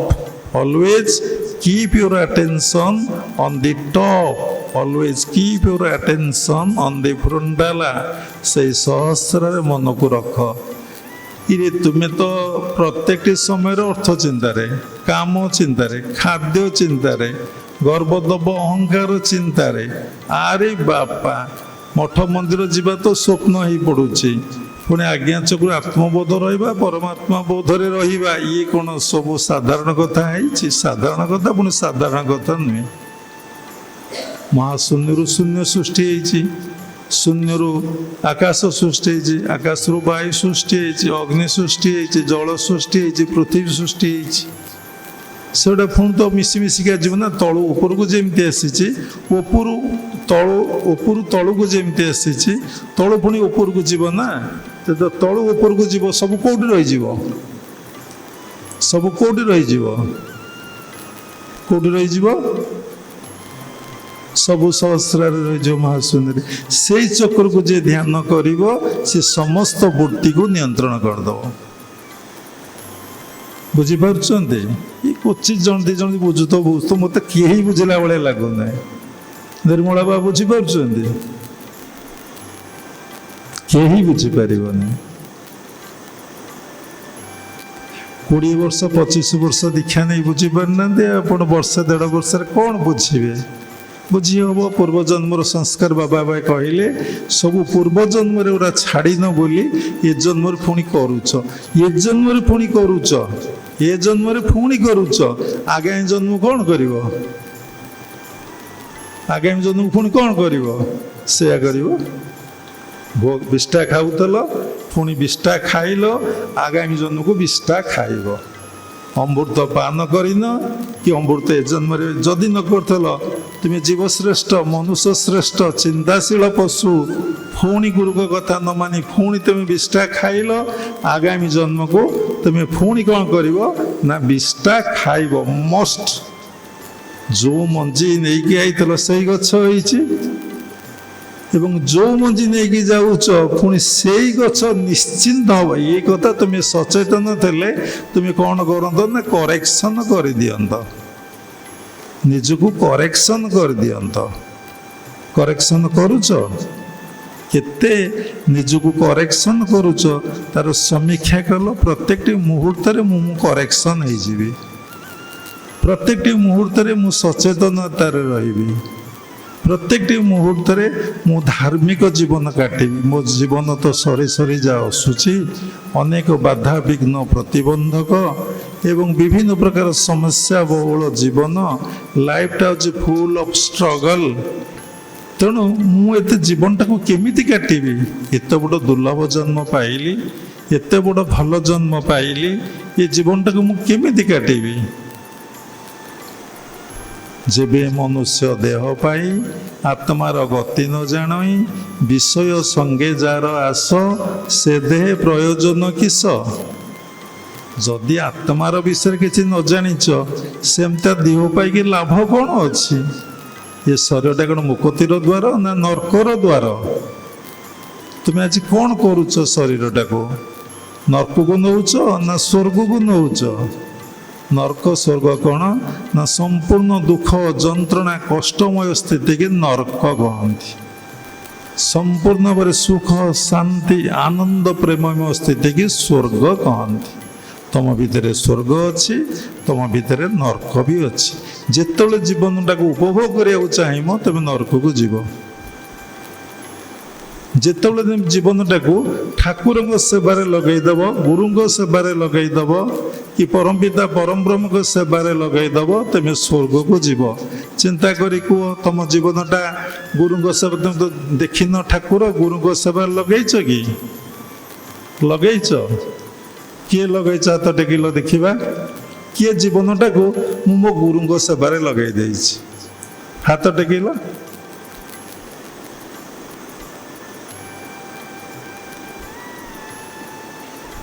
ଯିଏ ମିଛ କହିବ ସେ ଧରା ପଡ଼ିବ, ମାଡ଼ ଖାଇବ। କିଏ ମାଡ଼ ଖାଇବ ନା ସେଇ ତା ଭିତରେ ଯେଉଁ ଭଗବାନ ଅଛନ୍ତି ସେ ହିଁ ମାଡ଼ ଦେବେ। ପରୀକ୍ଷା ଆସିବ, ପରୀକ୍ଷାରେ ହାରିଯିବ, ଗଲା, ସେଇଟା ମାଡ଼। ଆଉ କ'ଣ? ଦେଖନ୍ତୁ କେତେ ଶାନ୍ତି, କେତେ ଆନନ୍ଦ, କେତେ ଜ୍ଞାନ, ଆତ୍ମଜ୍ଞାନ, କେତେ ପ୍ରେମ, କେତେ ଭକ୍ତିର ଅଧିକାରୀ ତୁମେ ହେଇପାରିଛ। କେତେ ଦୁଃଖ, କେତେ ଯନ୍ତ୍ରଣା, କେତେ କଷ୍ଟ, କେତେ ଛଟପଟ ଜୀବନ, କେତେ ଛଟପଟ ଜୀବନ ଭୋଗୁଛ। ରାମକୃଷ୍ଣ ପରମହଂସ କହୁଥିଲେ, ସଂସାର ଲୋକର ଭାଇ କୋନ କାଳେ ଗତି ନାହିଁ। ଚୈତନ୍ୟ ମହାପ୍ରଭୁ କହିଲେ କୋନ କାଳେ ଗତି ନାହିଁ, କାରଣ ଏମାନେ ବହୁରୂପୀ, ନିର୍ଦ୍ଦିଷ୍ଟ ଏମାନଙ୍କର ଗୋଟିଏ ରୂପ ନାହିଁ। କେତେବେଳେ ବଦଳି ଯିବେ, କେତେବେଳେ କୁଆଡ଼େ ଚାଲିଯିବେ, ତାର ଠିକ୍ ଆଉ ଠିକଣା ନାହିଁ। ଆଜି ଏ ଗୁରୁ ପାଖରେ, କାଲି ସେ ଗୁରୁ ପାଖରେ, କାଲି ସେ ଗୁରୁ ପାଖରେ, କାଲି ଜପ ଧ୍ୟାନ ଜପ, କାଲି ଧ୍ୟାନ, କାଲି କୀର୍ତ୍ତନ, କାଲି ପୂଜାପାଠ, କାଲି ଏଥିରେ ସେଥିରେ। ଯେମିତି ଗଣଗଣିଆ ମାଛି ସବୁଠି ବସେ, ମହୁମାଛି କେବଳ ମଧୁରେ ହିଁ ବସେ। ଏ ବାବା ତାହେଲେ ଆଶ୍ରମରେ ମନ୍ଦିର କାହିଁ କରୁଛନ୍ତି, ନାମ କାହିଁ କରୁଛନ୍ତି? ମନରେ କୋଶ୍ଚିନ୍ ଉଠୁଥିବ। ଯଜ୍ଞ କାହିଁ କରୁଛନ୍ତି, କୀର୍ତ୍ତନ କାହିଁ କରୁଛନ୍ତି? ବାବା ଆସିଛନ୍ତି ସମସ୍ତଙ୍କ ପାଇଁ। କାରଣ ସବୁ ପ୍ରକାର ଲୋକ ଏ କଥା ବୁଝିପାରିବେନି, ଆତ୍ମଜ୍ଞାନର ଅଧିକାରୀ ହେଇପାରିବେ। କେଉଁମାନେ ଆତ୍ମଜ୍ଞାନର ଅଧିକାରୀ ହେବେ? ଯେଉଁମାନଙ୍କ ଭିତରେ ବାସନା କାମନା ନାହିଁ। ଯେଉଁମାନଙ୍କ ଭିତରେ ବାସନା କାମନା ଯାହାର ନାହିଁ, ତାର ମନ ନାହିଁ। ଯାହାର ବାସନା କାମନା ନାହିଁ ସେ ଲୋକ ଆଧ୍ୟାତ୍ମିକ ଜଗତର ଯାତ୍ରୀ ହୁଏ। ଏ କଥା କ'ଣ ବୁଝିପାରୁଛ? ଇରେ ବାସନା କ'ଣ, ଇରେ କାମନା କ'ଣ? ସେ ପୁଣି ଶରୀର ଭିତରେ କେଉଁଠି ଅଛନ୍ତି? ଦେଖ, କେଉଁଠି ନାହାନ୍ତି, ସବୁ ତମ ବ୍ରେନ୍ ଭିତରେ ଅଛନ୍ତି। ସବୁ ତମ ବ୍ରେନ୍, ନାକରେ ନାହାନ୍ତି କି ପାଟିରେ ନାହାନ୍ତି କି ଆଖିରେ ନାହାନ୍ତି କି କାନରେ ନାହାନ୍ତି। ତଳ ଗୁଡ଼ା ତ ସବୁ ନର୍କ, ଇଏ ବି ନର୍କ। ଏଇ ଆଜ୍ଞା ଠାରୁ ସହସ୍ରା ଯାଇ ଚୈତନ୍ୟ ଚୁଟି ଭିତରେ ସବୁ ଲୀଳା ଖେଳା ଚାଲିଛି। ତମେ କ'ଣ ଏ ବିଷୟରେ ଜାଣିଲଣି? କହି ଆପଣଙ୍କର ଜନ୍ମ ଜନ୍ମାନ୍ତର ସଂସ୍କାରକୁ ମନ କହନ୍ତି। ଆପଣ ବୁଝିପାରିବେ? ଖାଲି ଶୁଣୁଛନ୍ତି, ଟିକେ ଶ୍ରଦ୍ଧା ଅଛି, ନହେଲେ ଆସନ୍ତେ କାହିଁକି?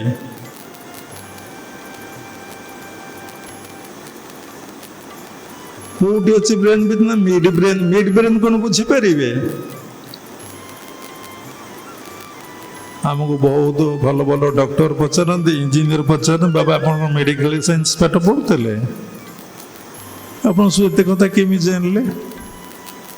ସେଇଠି ଭାଗବତର ଗୋଟେ ପଦ ଅଛି, ମୁଁ ଯାକୁ ହୋଇ ସଦୟ ଜ୍ଞାନତା ହୃଦୟ ଉଦୟ। ସଦୟ ଭଗବାନ କେତେବେଳେ ହେବେ? ଜ୍ଞାନ ଯାଇକି ଉଦୟ ହବ। ତୁମେ ଭଗବାନଙ୍କର ପ୍ରିୟ ପାତ୍ର ହେଲେ ଭଗବାନ ସଦୈବ ପ୍ରିୟ ପାତ୍ର କେମିତି ହବ?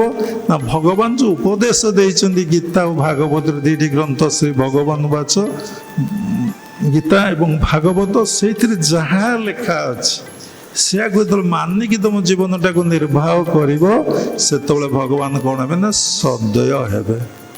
ଯେତେବେଳେ ଭଗବାନ ସଦୟ ହେବେ, ଜ୍ଞାନତା ହୃଦୟରୁ ଉଦୟ। କ'ଣ ଏଇ ବାୟୋଲୋଜିକାଲ ବଡିର ହୃଦୟରୁ ଜ୍ଞାନ ଉଦୟ? ଏଠି ଅହଙ୍କାର ଆସୁଛି। ସହସ୍ରାଟା ହେଉଛି ରିଅଲ ହୃଦୟ, ଫାଷ୍ଟ ହୃଦୟ। ସେକେଣ୍ଡ ହୃଦୟ ହେଉଛି ଆଜ୍ଞା, ଥାର୍ଡ ହୃଦୟ ହେଉଛି ସହସ୍ରା। ତେଣୁ ଫାଷ୍ଟ ହୃଦୟରୁ ଜ୍ଞାନଟା କ୍ଷରଣ ହେଇ ଆଜ୍ଞାରେ ପହଞ୍ଚିଲେ ଆପଣ ସବୁ କଥା କହିପାରିବେ, ସବୁ କଥା ଜ୍ଞାତ ହେବେ, ସବୁ କଥାକୁ ସୁନ୍ଦର ଭାବରେ ଆପଣ ଜାଣିପାରିବେ। ପ୍ରତ୍ୟେକଟି ସମୟରେ ଆପଣ ଦେଖିବେ ଆପଣ ଭିତରେ କ'ଣ ଆସୁଛି, ଆପଣ ଭିତରେ କ'ଣ ଆସୁଛି। ଯଦି ଏଗୁଡ଼ାକ ଆସୁଛି ତାହେଲେ ଏଗୁଡ଼ା ମୋ ଭିତରେ ଥିଲା ନା ନଥିଲା? ଯେଉଁ ଜିନିଷ ଆସୁନାହିଁ ଏବେ ମୋ ଭିତରେ, ତାହେଲେ ସେଗୁଡ଼ାକ ନାହିଁ। କିଏ ଗୋଟେ ମଦ ଖାଉଛି, ତୁମେ ମଦ ଖାଉନ, ତାହେଲେ ତମ ଭିତରେ ସେ ବୃତ୍ତିଟା ନାହିଁ। କିଏ ନିଶା ଖାଉଛି, ତୁମେ ନିଶା ଖାଉନ, ଗୋଟକା ଖାଉନ, ପାନ ଖାଉନ, ଖରାପ ଅଭ୍ୟାସ ଅଛି ମୁଁ ଜାଣିନୁ, ତୁମେ ତାହେଲେ କ'ଣ ହେଇଛି? ତମ ଭିତରେ ଆସୁନାହିଁ। ଯେଉଁଗୁଡ଼ାକ ଅଛି ସବୁଦିନେ ଛଣାଛଣି ଟିକେ କରି ଖାଇବା, ସେ ବାବାଜୀ ପାଖକୁ ଟିକେ ଛଣା ଜିନିଷ ନେଇକି ଯିବା, ଆମର ଆଜି ପିଠା ତାଙ୍କ ପାଖକୁ ଟିକେ ପିଠା ନେଇଯିବା। ବ୍ୟକ୍ତି କ'ଣ କରେ ନା ଆମର ଭାବଟା, ନିଜର ଭାବଟା ସବୁବେଳେ ଅଲଗା ଲୋକ ଉପରେ ଆରୋପ କରେ। ନିଜର ଭାବଟା ଅଲଗା ଲୋକ ଉପରେ ଆରୋପ କରେ। ମୁଁ ମଦ ଖାଉଛି, ତୁ ଟିକେ ଖାଉନୁ, ଦେଖ ବା କିଛି ନାହିଁ। ଯାହା ଭିତରେ ଦୁର୍ବଳତା ଥାଏ, ପୂର୍ବଜନ୍ମର ଟିକେ ବାସନା ଥାଏ, ତା ୱାର୍କଆଉଟ୍ କରୁନି। ଯେଉଁଠି ଦୁର୍ବଳତା ଥାଏ ମଣିଷର, ସେଇଠି ସେ ଚିନ୍ତାଟା ବସିଯାଏ। ଯେଉଁଠି ମନର ଦୁର୍ବଳତା ଯେଉଁ ମ୍ୟାଟର ଉପରେ ନଥିବ, ସେଠି କେହି ତମ ଭିତରେ ପଶିପାରିବେ ନାହିଁ। ତେଣୁ ମନର କେତେ ଦୁର୍ବଳତା ତମ ଭିତରେ କିଏ କିଏ ପଶିଲେ ଦେଖ। ଟଙ୍କା ପଶିଲା, ସ୍ତ୍ରୀ ପଶିଲା, ଖାଦ୍ୟ ପଶିଲା, ଜମି କୋଠା ବାଡ଼ି ଘର ଦ୍ୱାର ପଶିଲା, ବିଭିନ୍ନ ସାମ୍ପ୍ରଦାୟିକ ଭଜନ କୀର୍ତ୍ତନରେ ମନ ଗଲା, ତମେ କ'ଣ ଆଧ୍ୟାତ୍ମିକ ଚିନ୍ତା ଭାବଧାରାକୁ ଯାଇପାରିଲ? ଏଇଗୁଡ଼ା ସବୁ ମନରେ କ'ଣ ହେଇଛି ନା ବସା ବାନ୍ଧିଛି। ସେ ଲାଗି ରାମକୃଷ୍ଣ ପରମହଂସ ଗାଉଥିଲେ, କାମିନୀ କାଞ୍ଚନ ମାୟାରେ ଆଚ୍ଛନ୍ନ ହୋଇଛି ସକଳ ଚିତ୍ତ, ଅନିତ୍ୟକୁ ନିତ୍ୟମଣି ବିଶ୍ୱଜନେ ସାଧନ୍ତି ନିଜ ଅହିତ। କାମିନୀ କାଞ୍ଚନ ମାୟାରେ ଆଚ୍ଛନ୍ନ ହୋଇଛି ସକଳ ଚିତ୍ତ। ସକଳ କହିଦେଲେ ସମସ୍ତେ।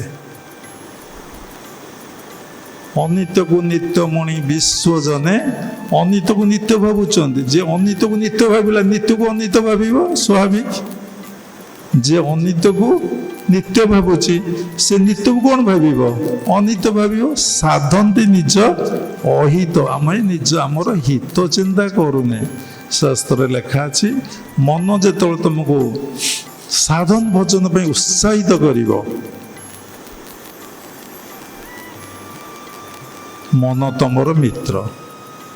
ମନ ତ ଯେତେବେଳେ ତୁମ ସାଂସାରିକ ଜଞ୍ଜାଳରେ ଖାଲି ପକେଇକି ଘାଣ୍ଟିବ, ବିଷ୍ଠାକୁ ପକେଇକି ଘାଣ୍ଟିବ, ଏଇ ତୋ ମନ ତୋତେ ଭଗାରି ନ ଭଜିଲା ରାମ ହରି। କ'ଣ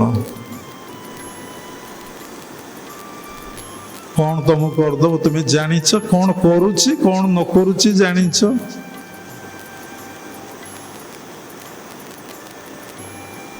କେହି ପରିବର୍ତ୍ତନ ଚାହାନ୍ତି ନାହିଁ। ହାଜିଟ୍ ନା କ'ଣ ତାକୁ ଇଂଲିଶରେ କହନ୍ତି, ଯାହା ଥିଲା ସେଇଆ ନା କ'ଣ, ଯାହା ଥିଲା ସେଇଆ, ପରିବର୍ତ୍ତନ ନାହିଁ। ଆରେ ମୁଁ ଏଇଟାକୁ ପରିବର୍ତ୍ତନ କରିବି, କ'ଣ ମୋତେ ଲୋକ କହିବେ, କ'ଣ ଲୋକ ମୋତେ ଭାବିବେ, ହେରି ଆକୁ କିଏ ଦେଖୁଛି ନା ଆକୁ କିଏ ଜାଣିଛି ନା ଆ ବିଷୟରେ କିଏ ଚିନ୍ତା କରୁଛି ନା ଆ ବିଷୟରେ କିଏ ସମୀକ୍ଷା କରୁଛି, ମନ ଆକୁ ଉଠା ପକା କରୁଛି।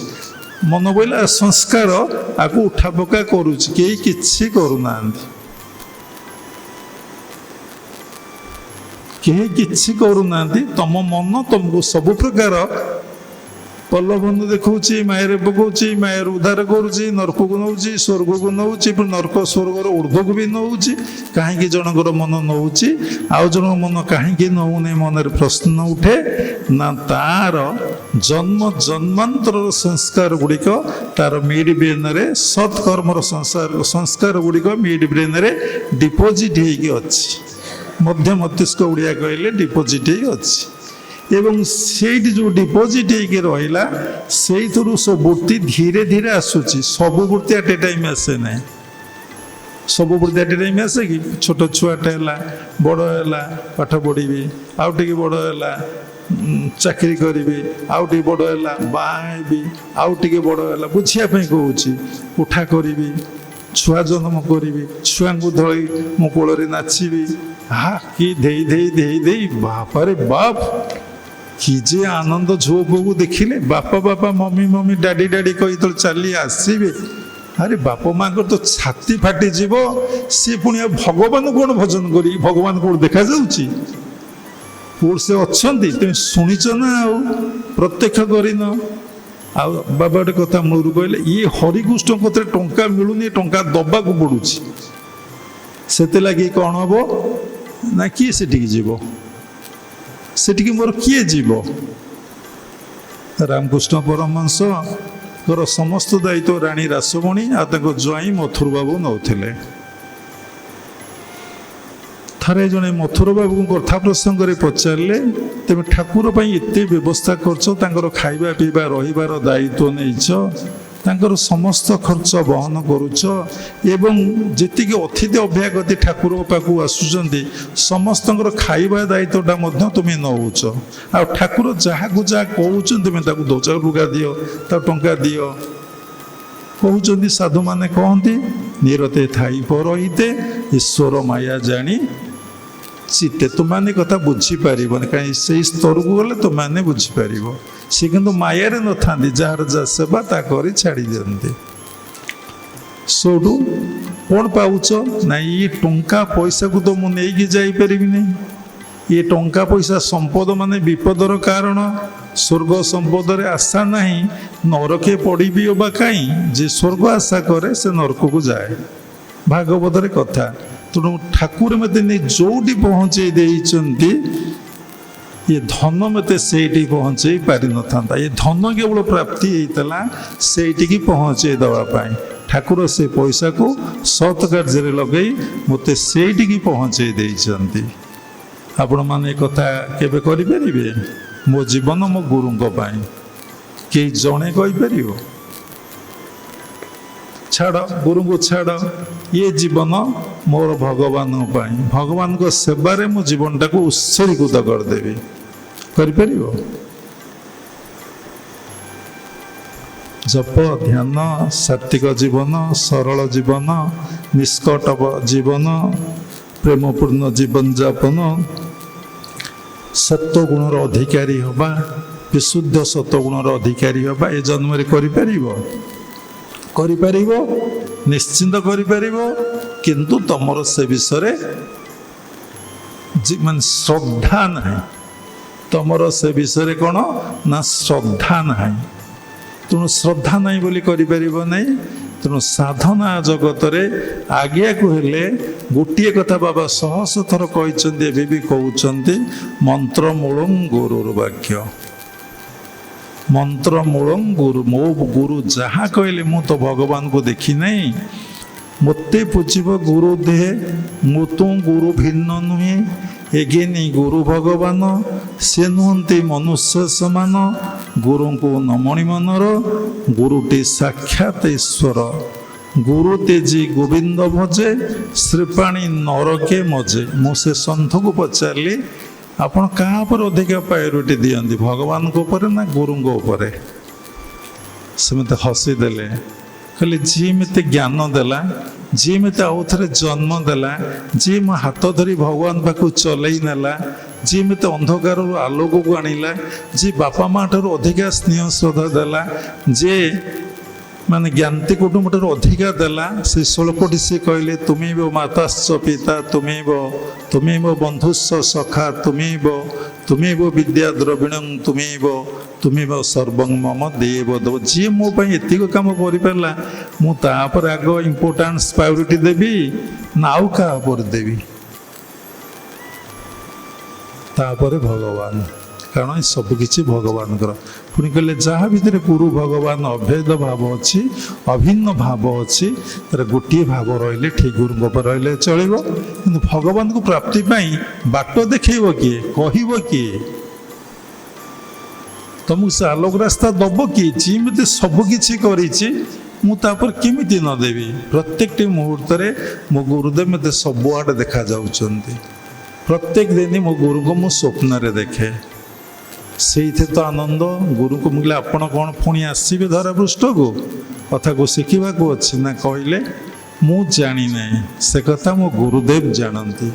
ମୋତେ ଜନ୍ମ ଦେଇଛନ୍ତି ତାଙ୍କରି ସେବା କରିବା ପାଇଁ, ତାଙ୍କରି ସେବା ମୁଁ କରୁଛି ସବୁଥିରୁ ମନକୁ ନିବୃତ୍ତ କରି। ମୁଁ ଯିବାଟା ତାଙ୍କ ହାତରେ, ମୁଁ ପୁଣି ଆସିବାଟା ତାଙ୍କ ହାତ। ତାଙ୍କ କାମ ଯେପର୍ଯ୍ୟନ୍ତ ସରିନାହିଁ, ମୋ ଦେହ ଛାଡ଼ିଲେ ସେ ପୁଣି ମୋତେ ଆଣିବେ ଏଠିକି। କେତେ ସୁନ୍ଦର କଥା। ମୁଁ କହିଲି, ବାବା ସାଧନାରେ ଅଗ୍ରସର କରିବା ପାଇଁ କ'ଣ ନା, ତୁମକୁ କହିଲି ମନ୍ତ୍ର ମୂଳଂ ଗୁରୁର ବାକ୍ୟ। ଆମେ ଶହ ଶହ ଥର ଏ କଥା ଶେଷ ଭକ୍ତମାନଙ୍କୁ କହିଲା ପରେ ଆମେ ତ କହୁଛୁ ନା, ଆମେ ଟିକେ ଶୁଣିବାକୁ ଭଲ ପାଉ।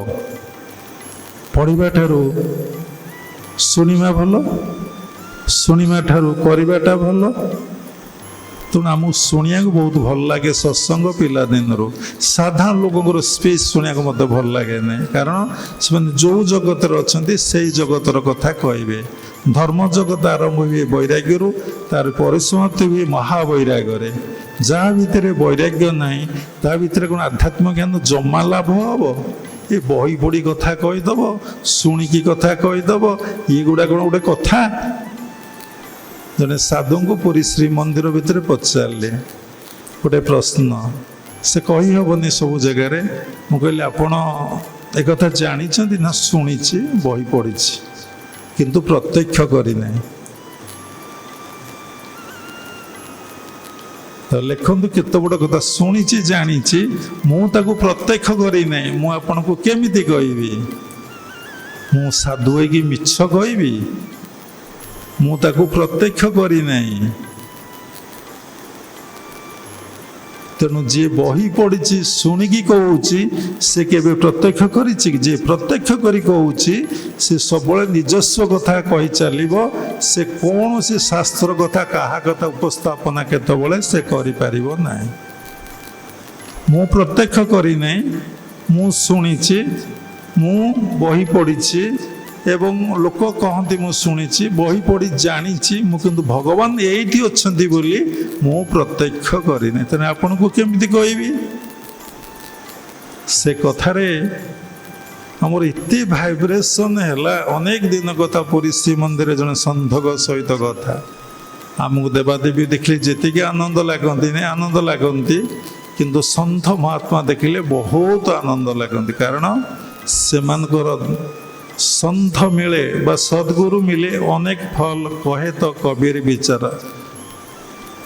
ଧର୍ମ, ଅର୍ଥ, କାମ ମୁଖ୍ୟ, ଚତୁର୍ବର୍ଗ ଫଳ ପ୍ରାପ୍ତି ମଣିଷ ଜନ୍ମ ହେଇଛି, କିନ୍ତୁ ସଦ୍ଗୁରୁ ମିଳେ ଅନେକ ଫଳ। ତାହେଲେ ଚାରିଟା ଫଳ, ଆଉ ଗୋଟେ ଫଳ କ'ଣ ଅଛି କି?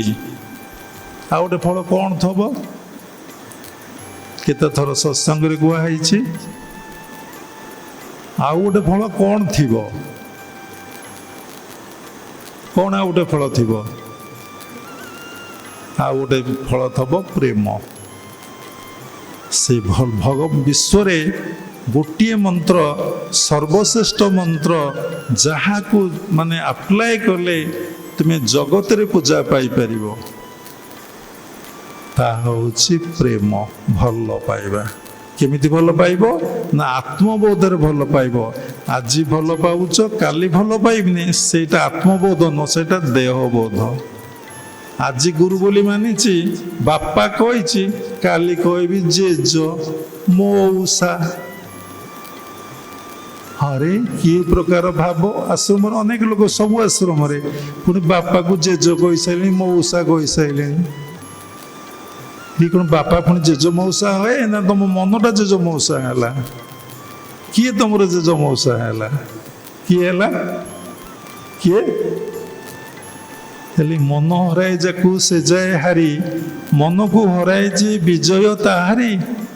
ରେ ମନ ତମକୁ ହରାଇ ଦେଲା। ଆଜି ବାପା ବୋଲି ସ୍ୱୀକାର କରି ଦୀକ୍ଷା ଗ୍ରହଣ କଲୁ, କାଲି ତୋ ନିଜ ଭୁଲକୁ ନିଜେ ନ ଦେଖି ଗୁରୁଙ୍କ ଭୁଲକୁ ଦେଖିଲୁ। ଗୁରୁଙ୍କର କ'ଣ ଭୁଲ ଥାଏ?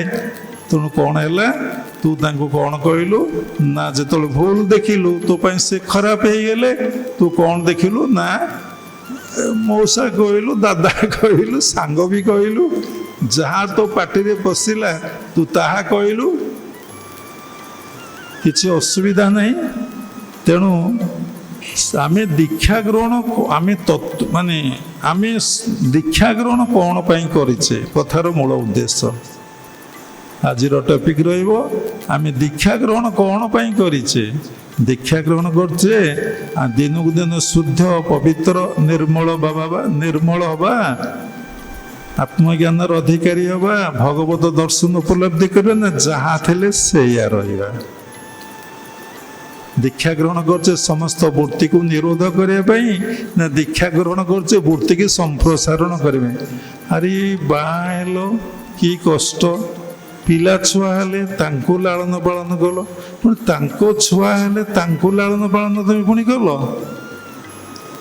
ଆଠୁ ବଡ଼ ବୋକାମି ଜିନିଷ କିଛି ଅଛି? ଏ କଥାର ଅର୍ଥ କ'ଣ ନା ବୈରାଗ୍ୟ। ଯଦି ବୈରାଗ୍ୟ ଥବ ତମେ କାହାକୁ ଅନେଇ ପାରିବ ନାହିଁ।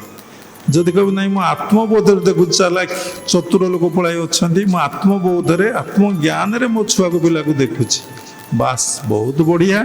ଯଦି ଦେଖୁଛୁ ଆତ୍ମବୋଧରେ ପିଲାର କ'ଣ ଘଟଣା ଘଟିଲେ ତୁ ଦୁଃଖ କାହିଁ ପ୍ରକାଶ କରୁଛୁ, ସୁଖ କାହିଁ ପ୍ରକାଶ କରୁଛୁ? ବୁଝିପାରୁଛନ୍ତି କଥା? ପିଲାର ଗୋଟେ ଘଟଣା ଘଟିଲେ ଆତ୍ମବୋଧ ରହିଲେ ତ କିଛି ଲାଗେ ନାହିଁ, ସୁଖ ଦୁଃଖ ବି ଲାଗେ ନାହିଁ, ଭଲ ମନ୍ଦ ବି ଲାଗେନି। ତୋର ପୁଣି ପ୍ରତିକ୍ରିୟା। ପୁଅ 90% ରଖିଛି, କାହିଁ କାନ୍ଦୁଛ ବାପା ମା? ପିଲା ବି କାନ୍ଦୁଛି, ମୋ ଆଗରେ ସେ କମ୍ପ୍ଲେନ୍, 98 କାହିଁ ରଖିଲା ନାହିଁ? ଏମାନଙ୍କୁ କିଏ ବୁଝେଇବ? ଏ ଘୋର କଳିଯୁଗ, ଆଙ୍କୁ କିଏ ବୁଝେଇବ? ଆଙ୍କୁ କିଏ ବୁଝେଇବ? ଯେତେବେଳେ ଆପଣମାନେ ନ ବୁଝିଛନ୍ତି କେହି ଆପଣଙ୍କୁ ବୁଝେଇ ପାରିବେ ନାହିଁ। ଯେତେବେଳେ ଆପଣ ବୁଝିବା ଆରମ୍ଭ କରିବେ, ଜଷ୍ଟ ନାମ କୁହନ୍ତୁ, ଗୁରୁ give me indication but you are to culture. ମାଡ଼ି ଚାଲିବ, ଯାହାକୁ ଓଡ଼ିଆ ଭାଷାରେ କହନ୍ତି ଗୁରୁ ଦେଲେ ଚରଣେ, ଶିଷ୍ୟ କରିବ ଭରଣେ। ଗୁରୁ ଦେଲେ ଚରଣେ, ଶିଷ୍ୟ କରିବ ଭରଣେ। ଯଦି ଗୁରୁ ଚରଣ ଟିକେ ଦେବ, ଶିଷ୍ୟ ତାକୁ ଭରଣ କରିବ। ଆମ କ'ଣ ଗୁରୁଦେବ ଦୀକ୍ଷା ଦେଲା ପରେ ଆମେ ଗୁରୁଙ୍କ ସାନ୍ନିଧ୍ୟରେ ଆସିଛୁ ବହୁତ ବାର, ଏମିତି ଘଣ୍ଟା ଘଣ୍ଟା ବର୍ଷ ବର୍ଷ କାଟିଛୁ କି?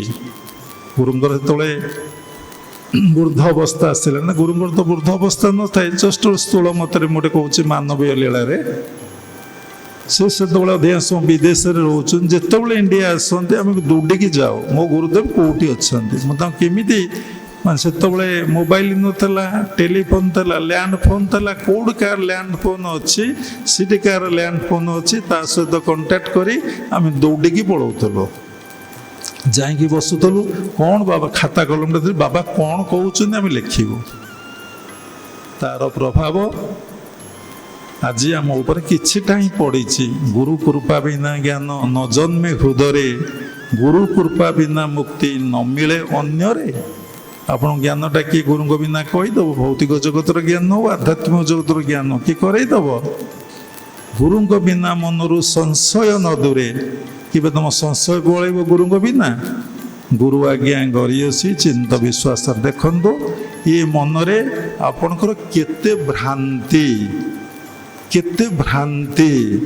भ्रांतिटा कौन इंग्लिश न कहला कन्फ्यूज किए कहला डाउट कौन सेटा शारदा भ्रांतिटा किए कहला इल्यूजन कौन हाँ इग्नोर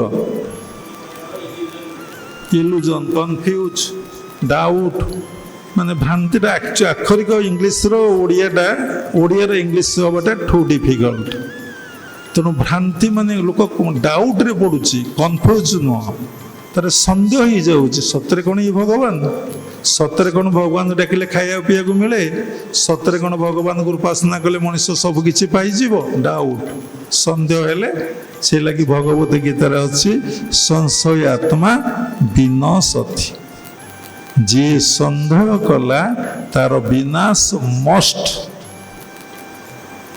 तेणु आम कौन करवा आम असत जीवन जापन करुचे सत जीवन जापन करूने असत जीवन जापन कौन जदि भगवान पाखे आम मन रखी नीति नियम जीवन जापन काटुचे ताले आमर सत जीवन जापन जमी शास्त्र लेखा अच्छे कौन छिट पिंधिले हम भगवान डाकिले गला ठीक अच्छे बाबांकर ये प्रश्न भी थिला ये प्रश्नर भ्रांति सहजे साधु सन्त मान पाखे भी भ्रांति जाऊना आपण माने किए ये जगतर यात्री है सतर कौन भजन कले भगवान खाया दिखती पीया दिखती सबकि करती आम फेरुचु वृंदावन जगन्नाथ हस्कस मंदिर आम बसीचु प्रसाद पाइबू मुझे मु प्रसाद पाइबी आपण मैंने पातु काले बाटर झाड़ा परिश्रा हम भगवान पर कौन से विश्वास रही आमकर मुझे बसी जड़े माँ आसी मुंडिया मारे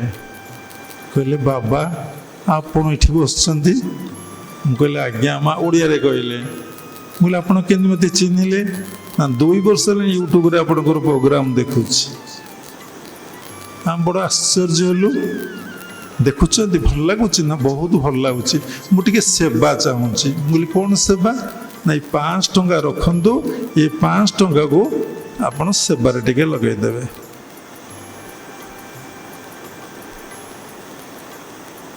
कालीर कथा शुण चिंता कली भगवान तो माया सब बड़े पकेबे ना माया करी अंग संग तप करती तार भंग सब संसार माया परिपूर्ण जहाँ देखिए माया जहाँ छाड़ी जहाँ आप देखिए मायार अर्थ या सत्य नुहे या सत्य नुहे जोटा सत्य नुहे आम से माया कह जोटा सत्य से तो माया नुहे भगवान को छाड़देले सबकि माया आमर जो ड्राइवर वृंदावन आमको नहीं आसूला मुझे 5 टंका सासे देदेली बोले आप रखिए बस खाना के लिए आपको 500 गुरु जी क्या है से बसी मो पारे देखी से घटनाटा को से तो आपको देला आप मत कहीं दौरान नहीं नहीं नहीं नहीं नहीं नहीं आप लीजिए पकेटे 5 टंका पूरे देली मुझे कालिया केते हैरान करू केते कौन करू पुरी मंदिर भितर आमको अनेक थर पैसा मिले 100 टंका 200 टंका 5 टंका मुझे कालिया कौन करुच्ची सब पैसा नहीं आम हुंडे पकई दो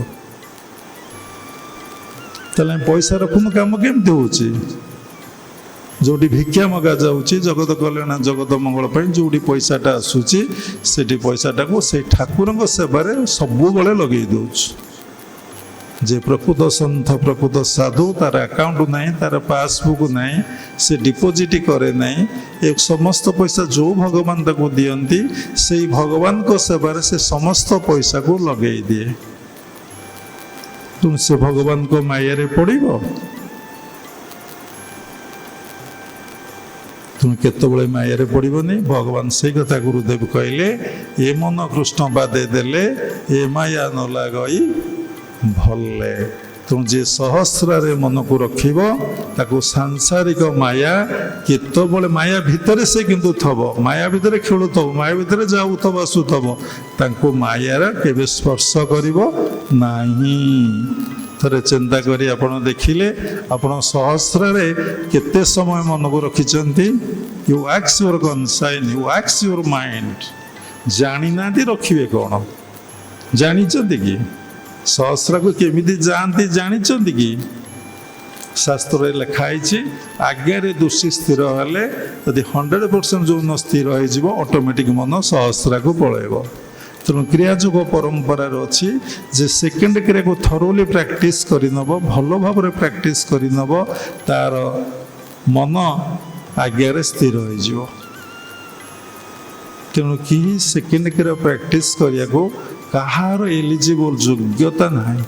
लोक तो शांत ही स्थिर ही विनय ही मिष्टभाषी ही प्रेमिक ही सहिष्णु ही त्यागी ही संयमी ही दाता ही किछि तो से ही फास्ट क्रिया द्वारा कंप्लीट लेनी शुभेच्छा सब क्रिया गोटे गोटे समाधि हुए। फास्ट क्रिया शुभेच्छा सेल्फ डिजायर मु भगवान केमती पाइबी मु भगवान केमती पाइबी मु भगवान केमती जानिबी मु भगवान केमती अनुभव करिबी से लगी से दौड़ प्रिलिमिनरी स्टेज ठीक गुरु पाई जाइए ठीक मास्टर सन्धान देखुना इंग्लीश ओडिया गुरु मास्टर गुरुजी कहले गुरु कहले एटा गुरु गोटा कौन ओडी इंग्लीश ना मास्टर।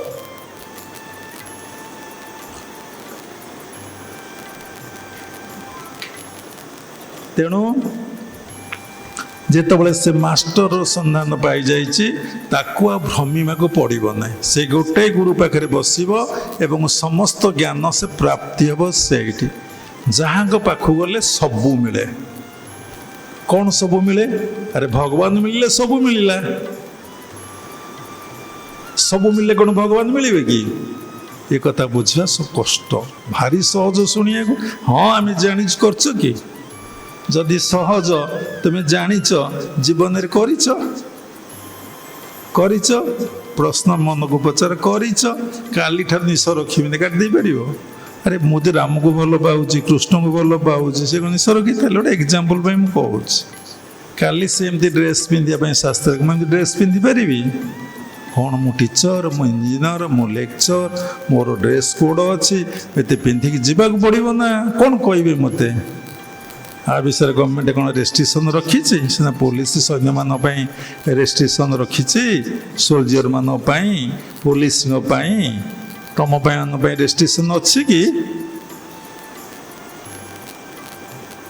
कर जदि ये मनुष्य त्याग कर पान खंडे खाऊँ से छाड़ी पार ना चाहा टे पीऊँ से छाड़ी पार ना कि आउ सी जीव अलग कथा केमी छाड़िया कटु कथा को सी कहीं छाड़ पर निंदा पर चर्चा कहीं छाड़ पर आलोचना कहीं छाड़ तार गोटे जिनस ठीक है आत्मबोध अवस्था जो भितर आसीगला तार सबू ठीक है। जहाँ गुरुदेव कहले एते विचार करनी एते समीक्षा कर ना सब आत्मबोध अवस्था केमी रहा फास्ट क्रिया को प्रॉपर्ली प्रैक्टिस कर केमिति ना नीति नियमर सहित जदि नीति नियम सहित क्रिया अभ्यास न करिवो तुमको सुफल केबे मिलिबनी केते जुग गलानी पाइन ए जन्म रे कोना पाइबो तला म करिबा कोन निष्फल निश्चिंत निष्फल। जदि नीति नियम मान के साधना न करिवो तुमको कोन रिजल्ट मिलिबो मिलुची कि देखुन टिके शांति लागुची टिके भल लागुची एमती आ कौन कौन कहले परमानेंट कहीं भाव आसब पलैब परमानेंट कहीं टे शुणिली ठाकुर कथा आनंद लगे ताली मारिदेली प्रेयर बोला होता मारिदेली ताली आ कौन सी चलगला सरीगला आसब जीव साधना कले मन को अंतर्मुखी कले निज भीतर भगवान को दर्शन करने चाहिए अनुभव करने चाहिए जदि होगा सेटा जुग जुग को रमें दीटा कर्म द्वारा लोक पूजा पाई कही निंदा घृणा पाए वर्क वार्ड भगवान राम आसुच्च कृष्ण आसुच्च जीशु आसुच्च मोहम्मद आसुच्च जी महापुरुष आसी कि भगवान अवतार ये आसुच्च से दीटा जिनस दुनिया को दे पलि गोटे वर्क गोटे वार्ड भगवान गीता कहले वार्ड देगले कर्म देखईदे जीवन टाक केमी पालन करा जाए राम आसले वर्क देखईदे वार्ड कम कहले महापुरुष वर्क रे बेसी देखाती वर्ड कम करती कि वर्क वर्ड को सिमिलर रखी चलती जहाँ भीतर से जमी करुचे तेरे गुण रजू करे धरी मुर्गी नचाए नर हरि जहाँ किसी लाइडवा कहले जहाँ किसी कर any work you can do किसी असुविधा नहीं प्रत्येक कर्म को भगवत कर्म बोली भाव आग भाव चिंता कर से अवस्थाटा केमती रहिबो जीवन ना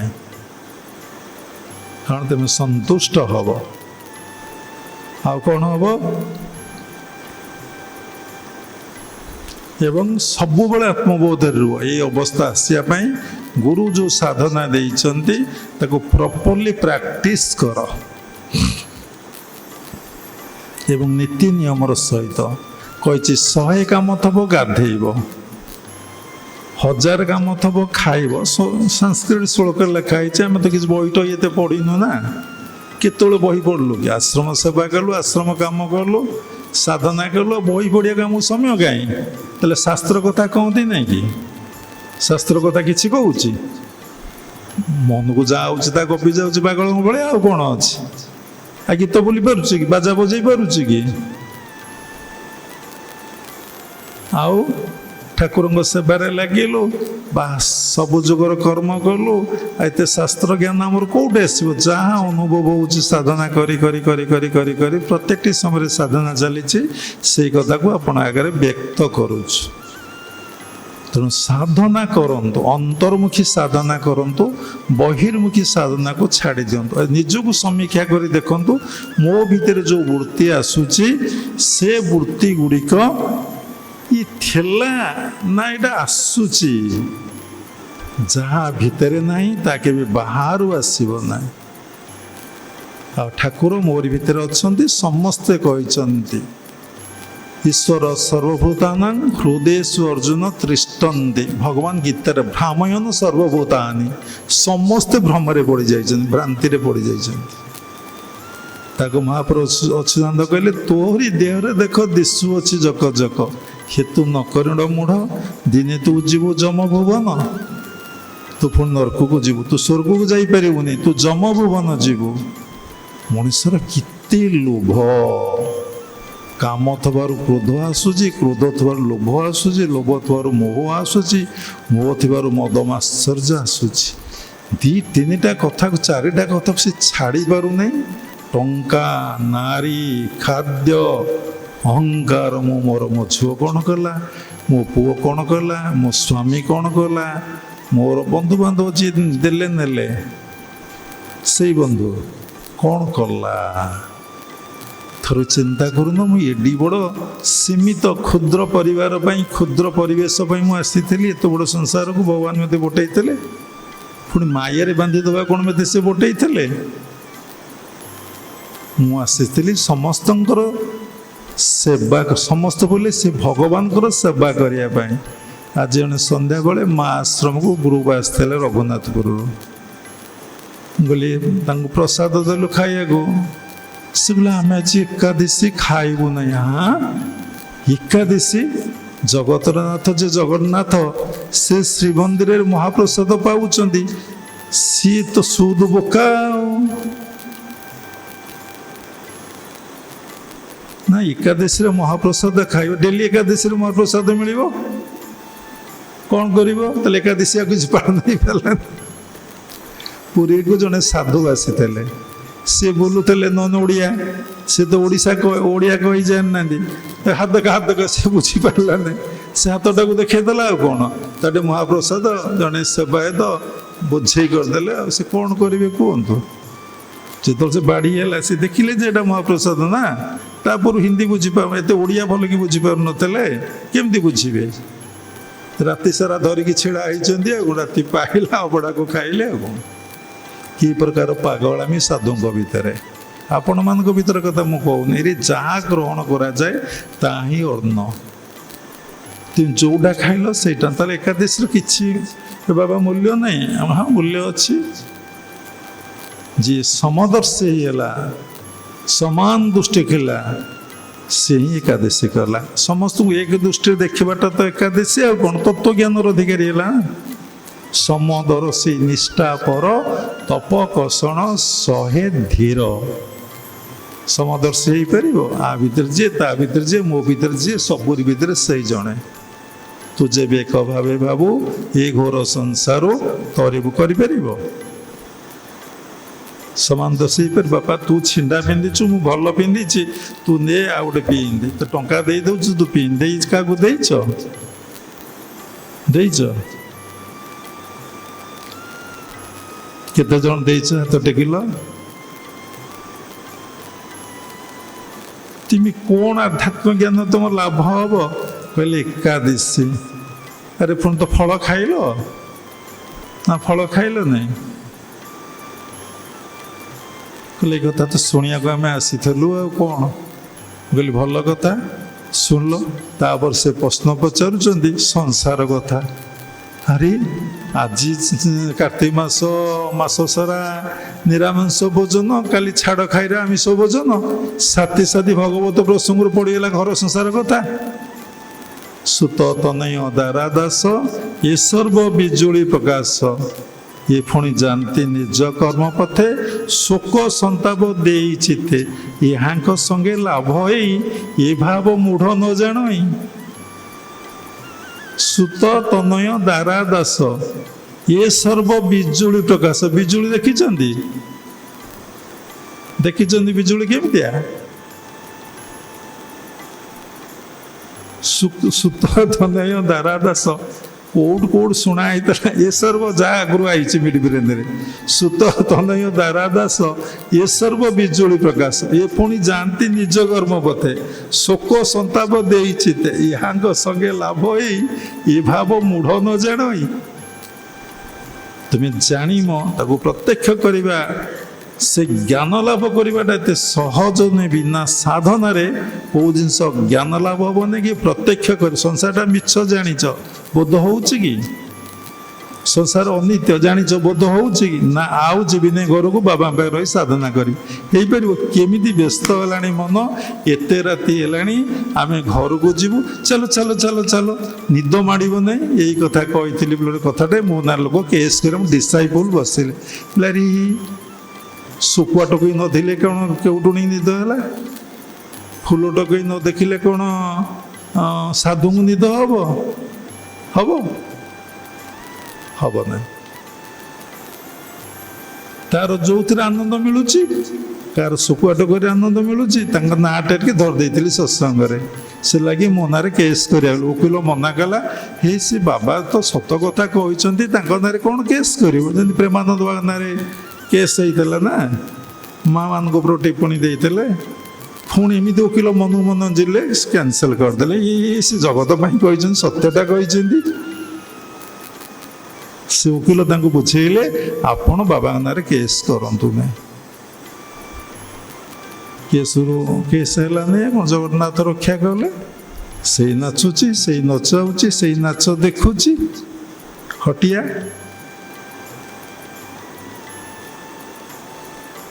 କେମିତି ଏଇ କଥାଟାକୁ ଯେ ବୁଝିବା, ଉପରେ ଗୋଟେ ସତ୍ସଙ୍ଗ ହବ। ସେ କେମିତି ନାଚୁଛି, ତମେ ଭାବୁଛ ତମେ ନାଚୁଛ? ସେ ନାଚୁଛି, କାରଣ ତୁମେ ତ କେହି ନାହ, ନାଚିଲା କିଏ? ଏଠି କେତେ କର୍ତ୍ତା ଭାବଟାକୁ ତ୍ୟାଗ କରାଗଲା, ଆତ୍ମବୋଧ ଅବସ୍ଥା ଆସିଲା।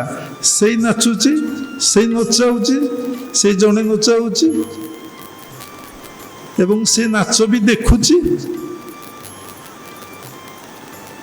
ତେଣୁ ଶେଷରେ ଗୋଟିଏ କଥା କହିବା, ତେଣୁ ଜୀବନରେ ଗୁରୁଙ୍କୁ ଶ୍ରଦ୍ଧା କରନ୍ତୁ, ଗୁରୁଙ୍କୁ ବିଶ୍ୱାସ କରନ୍ତୁ, ଗୁରୁଙ୍କୁ ଭକ୍ତି କରନ୍ତୁ।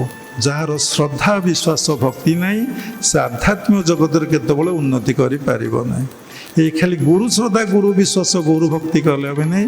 ଯେତେ ସନ୍ଥ ମହାତ୍ମା ଅଛନ୍ତି, ସାଧୁ ସନ୍ଥ ଅଛନ୍ତି, ତାଙ୍କୁ ଖାଲି ଦର୍ଶନ କରନ୍ତୁ, କିଛି ଆଶା ରଖନ୍ତୁ ନାହିଁ। ରିକ୍ତ ହସ୍ତରେ ଦର୍ଶନ କରି ଯିବେ ନାହିଁ। ଫୁଲ ହଉ ଫଳ ହଉ। ଯେମିତି ସେ ପଚାରିଲେ, ତମ ଇନକମର ତମେ କେତେ ପରସେଣ୍ଟ ତୁମେ ଗୁରୁଙ୍କ ସେବାରେ, ସାଧୁଙ୍କ ସେବାରେ ଲଗାଇ ଦେଇଛ? ନା ଆଜ୍ଞା ଆମର ଅଭାବ। କାହିଁ ଅଭାବ? ଅଭାବଟା ତ ଭିତରୁ ଆଇଛି ନା ବାହାରୁ ଆଇଛି? କୋଉଠୁ ତମର ଅଭାବଟା ଆସିଛି? ତମେ କାହାକୁ ଦେଇନଥିଲ, ଏ ଜନ୍ମରେ ଭାବ ନାହିଁ। ଏ ଜନ୍ମରେ ତମେ କାହାକୁ ଦେଲ ନାହିଁ ଚେତନା କରିକି। ଚେତନାରେ ରହିକି ଆଗାମୀ ଜନ୍ମ କ'ଣ ଭାବ ହବ? ଗୋଟେ ପିଲା ଏବେ ବ୍ରତ ଘର, ସେ ଭିକ୍ଷା କରିବାକୁ ଆସିଛନ୍ତି। ଆମେ ତ ପଇସା କେତେବେଳେ ପକେଟରେ ନଥାଏ, ଥୁଆ ହେଇଛି ଆଶ୍ରମରେ, ଆମେ ପୁଣି ତ ଭିକ୍ଷା କରି ତାକୁ ଭିକ୍ଷା ଦେଇଦେଲୁ ନା। ତମାନେ କେହି ଦେଲ କି? ବାବା ସମସ୍ତଙ୍କୁ ଷ୍ଟଡି କରି ଦେଖୁଥିଲେ।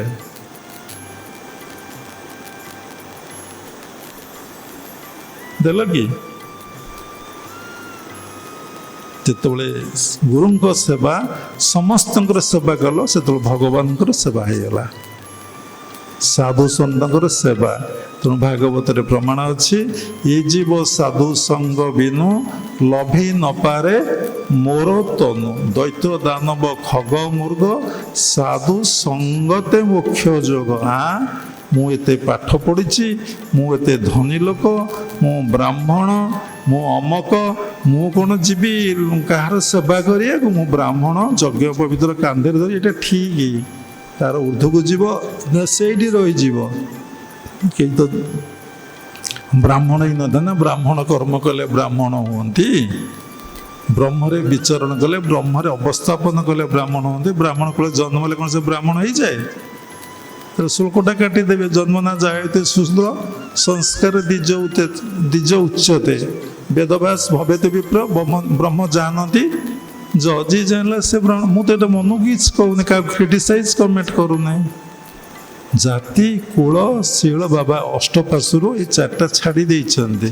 ଲଜ୍ଜା ଘୃଣା ଭୟ କ୍ରୋଧ ଉପରେ କହିଛନ୍ତି, ଜାତି ଉପରେ କହିନାହାନ୍ତି, କୁଳ ଶୀଳ ଜୁଗୁପ୍ସା ଉପରେ କହିନାହାନ୍ତି।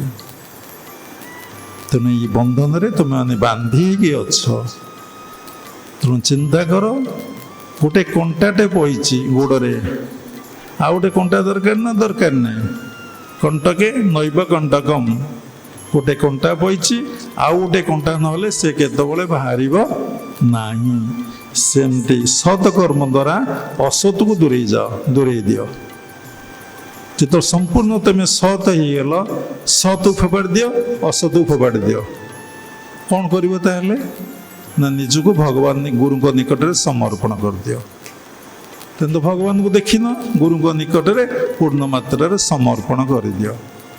ଯେତେବେଳେ ଗୁରୁଙ୍କ ପାଖରେ ପୂର୍ଣ୍ଣ ମାତ୍ରାରେ ସମର୍ପଣ କରିଦେବ, ଶରଣାଗତି ଜୀବନ କାଟିବ, ତାପରେ ଦେଖିବ ତୁମକୁ କେମିତି ଲାଗୁଛି। ଆଉ କ'ଣ? ଆଗ ଅସତ କର୍ମରେ ତ ଅଛ, ସତ କର୍ମ ଦ୍ୱାରା ଅସତ କର୍ମକୁ ଫୋପାଡ଼ି ଦିଅ, ପୁରା ଦୂରେଇ ଦିଅ। ପୁଣି ସତ ଅସତକୁ ଫୋପାଡ଼ି ଦିଅ, ଅସତ ତ ଫୋପାଡ଼ି ଦେଲ, ସତକୁ ବି ଫୋପାଡ଼ି ଦିଅ। ଲାଷ୍ଟକୁ ଶରଣାଗତିରେ ଜୀବନଟାକୁ କାଟ। ଦେଖିଲ ତମେ ସତ କର୍ମ ଦ୍ୱାରା ଅସତକୁ ଛାଡ଼ି ସାରିଲଣି? ସମୀକ୍ଷା କରି ଦେଖ। ଅସତ କର୍ମକୁ ସତ କର୍ମ ଦ୍ୱାରା ଛାଡ଼ି ସାରିଲଣି? ଯାହା ଶାସ୍ତ୍ରରେ ନିର୍ଦ୍ଦେଶ ନାହିଁ ଯେମିତି ପାଳନ କରୁଛ ନା କରୁନ? ସତ ତ ପୁରା ହେଇନ, ପୁଣି ସତକୁ ଫିଙ୍ଗିବ କ'ଣ? ଶରଣାଗତିରେ ରହିବ କ'ଣ? ବିଶେଷ ଶୁଣିଲେ ତମମାନଙ୍କ ମୁଣ୍ଡ ଭାରି ହେଇଗଲାଣି, ଆଉ କହିବା ଦରକାର ନାହିଁ। ଆଜି ନିର୍ଦ୍ଦେଶ ମିଳିଥିଲା ମୋତେ, 1 ଘଣ୍ଟା କହି ବାବା ଧ୍ୟାନ ମନ୍ଦିରରୁ ପଳେଇ ଆସିବେ। ଆମେ ଶୁଣିଲୁ, ଯାହା ଜଗନ୍ନାଥଙ୍କର ଇଚ୍ଛା। କ'ଣ ସେ କହିବେ ମୋତେ ଜଣା ନାହିଁ। ଯାହା ଆମ ଭିତରେ ରହି ସେ କହିଲେ, ଆମେ ତାହା ଆପଣମାନଙ୍କୁ କହିଲୁ। ଭଲକୁ ଗ୍ରହଣ କରିବେ, ଯଦି ମନ୍ଦ ଥାଏ ମନ୍ଦକୁ ଫୋପାଡ଼ି ଦେବେ। ହଂସ ହେବେ, କ୍ଷୀର ଗ୍ରହଣ କରି ନିରକୁ ଫୋପାଡ଼ିବେ। ଅସତଟା କାହିଁ ଗ୍ରହଣ କରିବ? ସତଟାକୁ ଗ୍ରହଣ କରିବ। ଶେଷରେ କ୍ରିୟାଯୋଗ ପରମ୍ପରାର ସମସ୍ତ ଗୁରୁମାନଙ୍କୁ ମୁଁ ପ୍ରଣାମ କରୁଛି। ବିଶ୍ୱର ପ୍ରତ୍ୟେକ ସମ୍ପ୍ରଦାୟର ଗୁରୁମାନଙ୍କୁ ମୁଁ ପ୍ରଣାମ କରୁଛି।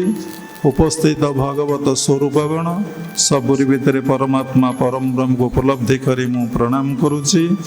ସର୍ବେ ଭବନ୍ତୁ ସୁଖିନ, ସର୍ବେ ସନ୍ତୁ ନିରାମୟା, ସର୍ବେ ଭଦ୍ରାଣୀ ପଶନ୍ତୁ, ମା କଶ୍ଚିତ୍ ଦୁଃଖ ଭାଗ ଭବେତ୍। ଜୟ ଗୁରୁଦେବ, ଜୟ ଜଗନ୍ନାଥ, ହରି ଓମ୍ ତତ୍ସତ୍।